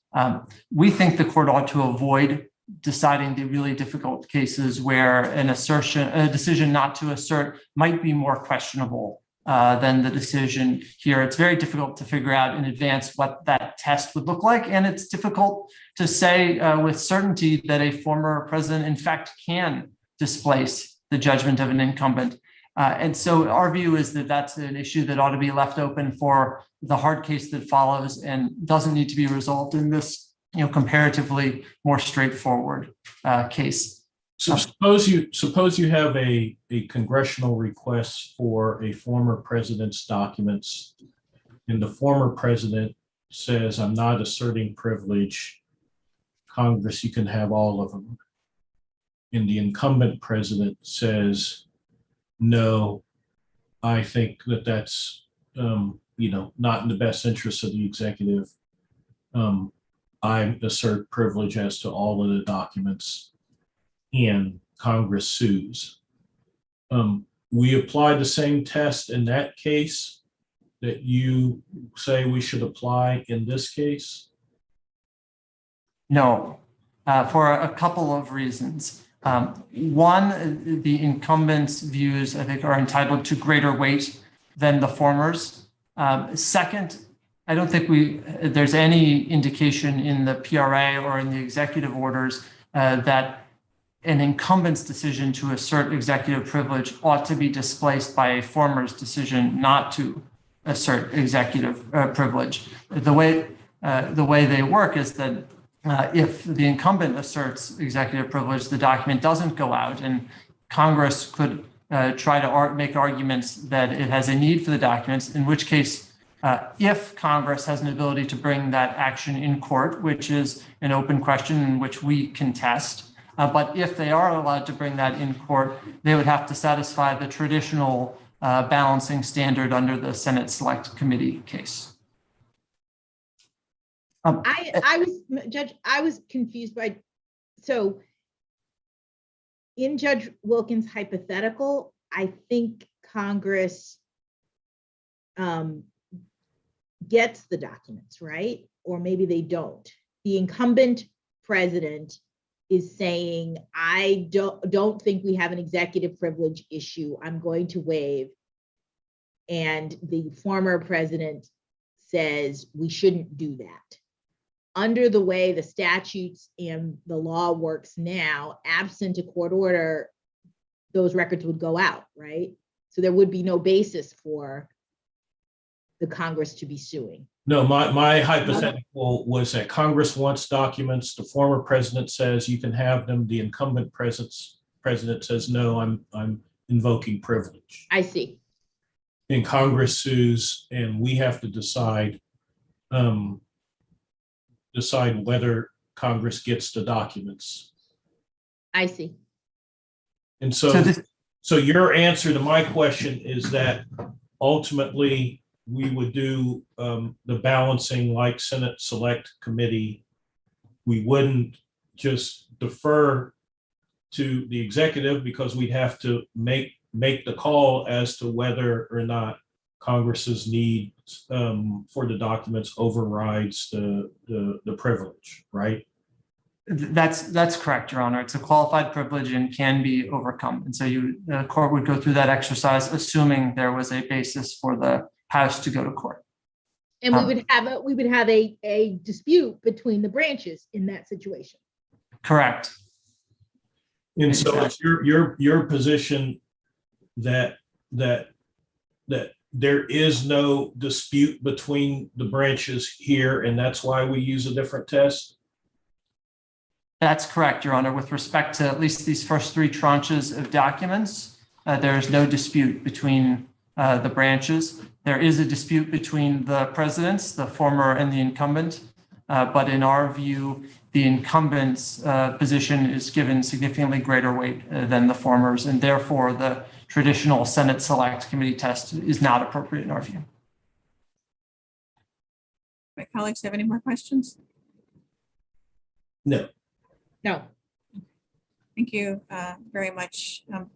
Mr. Clark, am I right in understanding that you're the one that's providing rebuttal? Yes, Your Honor. Okay, and we will. And I'll be very brief because I really only have one point I want to bring up that wasn't raised in our briefs. So I have to give you some time first. So just for the record, if I can say, I will give you 4 minutes. All right, I appreciate that, Your Honor. I want to address Judge Jackson's hypothetical regarding the current administrative stay that's in place. And considering the weight of the issue, the former president would need and request some period of time, not a long period of time, to consider and request another administrative stay or injunction pending appeal. Again, we're not talking about a huge period of time, but some period of time if the court were to rule as in the hypothetical that Judge Jackson indicated. Period of time for what? Time to file an administrative stay pending appeal from this court in the event of the government winning this appeal, and the administrative stay dissolving. There was a discussion about immediate release. I'm just saying we would request some period of time within which for us to file a motion for a stay, some other motion, and to be able. If you're requesting time, we don't need to give you time to file a motion for time. Normally, what happens is someone requests time to a window to file a petition for certiorari. In a case like this, where everything is very, very urgent on a very tight timeline, and everyone needs to proceed as fast as possible. I know that's what happened in the Mazar's case. They asked for a very concrete period of time to file a certiorari petition or something like that. Is that what you're alluding to? That's what I'm alluding to. I just want to alert the court that we would. So what kind of time? I mean, it would probably be 14 days, I think, in that case. Yeah, that's exactly what we were just nodding at each other about. 14 days seems right to be able to get a cert petition. We're not there yet. We're not there yet. It was brought up. Your first argument is we should win. That's right. I'd be remiss to not bring it up because it was discussed. Yes, that's absolutely all. But other than that, we're willing to rest on our briefs on this argument. Do my colleagues have any more questions? No. I have one short one. The statute and regulations allow asserting a claim, but not as to segregable portions of the record. So if you've got something that a portion is executive privilege, but there's another portion that could be released, you have to do that. As to the 3 tranches that have been reviewed, and then as within those documents, the documents as to which former President Trump has asserted executive privilege in his official capacity. As to those documents, are you representing to this court that they've been carefully examined to determine not only that they qualify in former President Trump's judgment for executive privilege status, but there is nothing segregable? Within the document. Each document, yes. Yes, that's right, Your Honor. That's my understanding, and I believe that's correct. So, okay. If there are no further questions, then the case is submitted. Our thanks to all counsel for your time and careful and thoughtful presentations. Very helpful to the court. thank you, Your Honor. This honorable court is now adjourned until Wednesday, December 1st at 9:30 a.m.